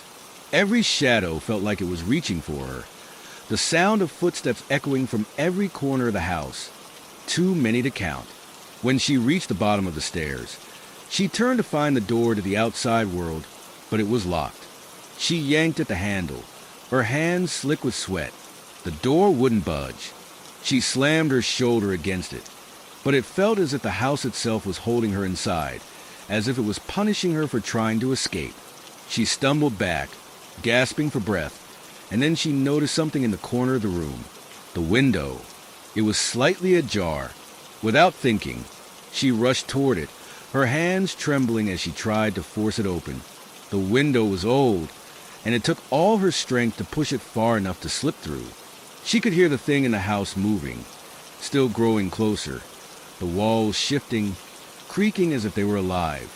Just as her body cleared the window, she heard it, the voice again to growl. You can't leave. You never will. But Sarah didn't stop. She fell out of the window and into the yard, the cold night air hitting her face as she scrambled to her feet. She ran, not knowing where she was going, only that she had to get away. The house loomed behind her, dark and foreboding, its windows like eyes watching her every move. But the worst part wasn't the house. It was a feeling that no matter how far she ran, it would always be there waiting. The thing beneath, the thing that had awakened, was not just tied to the house. It had followed her, and now it was hunting her. Sarah's feet pounded against the gravel path, her breath coming in sharp, desperate gasps. The night air was thick with fog, and the ground beneath her was slippery with moisture. Her body burned with exhaustion, but she pushed herself harder, faster. Anything to escape the house. Her mind screamed at her to run, to keep moving, but no matter how fast she went, the feeling that something was lurking just behind her refused to fade. Every rustle of leaves, every creak of a distant branch, made her heart leap into her throat. She dared not glance back, but the sensation of eyes on her was undeniable. It was as though the very woods around her had come alive, shadows dancing and stretching unnaturally in her peripheral vision. The whispers from the house still echoed in her mind, a constant, maddening hum that seemed to follow her wherever she went. "You can't escape." She clutched her chest, trying to steady her breathing. The words, the growl, the voice, it all felt like it was inside her head. It wasn't just the house. Whatever had been awakened had found her, and now it was with her, following her, lurking in the darkness, its presence pressing in on her. She stumbled forward, her legs weak and unsteady. The fog seemed to grow thicker, obscuring her vision. The path she had been following was now barely visible, a twisting, endless trail through the trees that felt as though it had no end. The sound of twigs snapping beneath something heavy made her freeze. Her eyes darted around, but she saw nothing. The woods were silent now, too silent. It was as if everything had gone still, waiting. She took a step back, her senses on high alert, but then she heard it again, louder this time. A low, dragging sound, like something heavy being dragged through the underbrush. She spun around, but again, there was nothing there. Her breath caught in her throat. Was it the thing from the house? Had it followed her out here? The fog began to swirl, the temperature dropping rapidly. The cold seeped into her bones, and she could feel the familiar, oppressive weight of the air from the house settling back over her, wrapping around her like a shroud. Panic surged through her chest. She had to get out of the woods. She had to get to safety. But then she saw it, a flicker in the distance. Something moving between the trees, too fast to be human. Something black, a silhouette that seemed to blend with the shadows. It was small at first, but it grew larger, the shape shifting unnaturally, bending and twisting as it approached. She screamed, her voice hoarse and raw, but no sound seemed to escape her mouth. The thing was here. It had found her. Her feet were frozen to the ground, her body unwilling to obey. She couldn't breathe, couldn't move. The figure, if it could even be called that, was close now. She could feel it, its presence suffocating. It was like the dark itself, stretching, warping, pulling at the edges of reality. And then it spoke. "You're not leaving." The voice was hollow, echoing all around her, but it didn't come from any direction. It was everywhere. It was in her mind. It was a part of her. She tried to run again, but her legs felt like lead. The thing was too close now, its tendrils of darkness reaching toward her, its presence pressing against her, suffocating her with its cold, unnatural aura. It reached out, touching her arm, and the moment it did, she felt it. The cold, so cold, it burned. Her skin burned, but not from the outside. It was an icy fire that licked at her soul, clawing its way inside her, freezing her from the inside out. The pain was unbearable, but she couldn't scream. She could only watch, paralyzed, as the thing's shape became clearer, a twisting mass of shadows, its limbs stretching impossibly long, wrapping around her like a cage. You can't run from what's already inside. Her vision began to blur as the darkness consumed her. She gasped for air, but there was none to breathe. Her body felt heavy, as if it were sinking into the earth itself.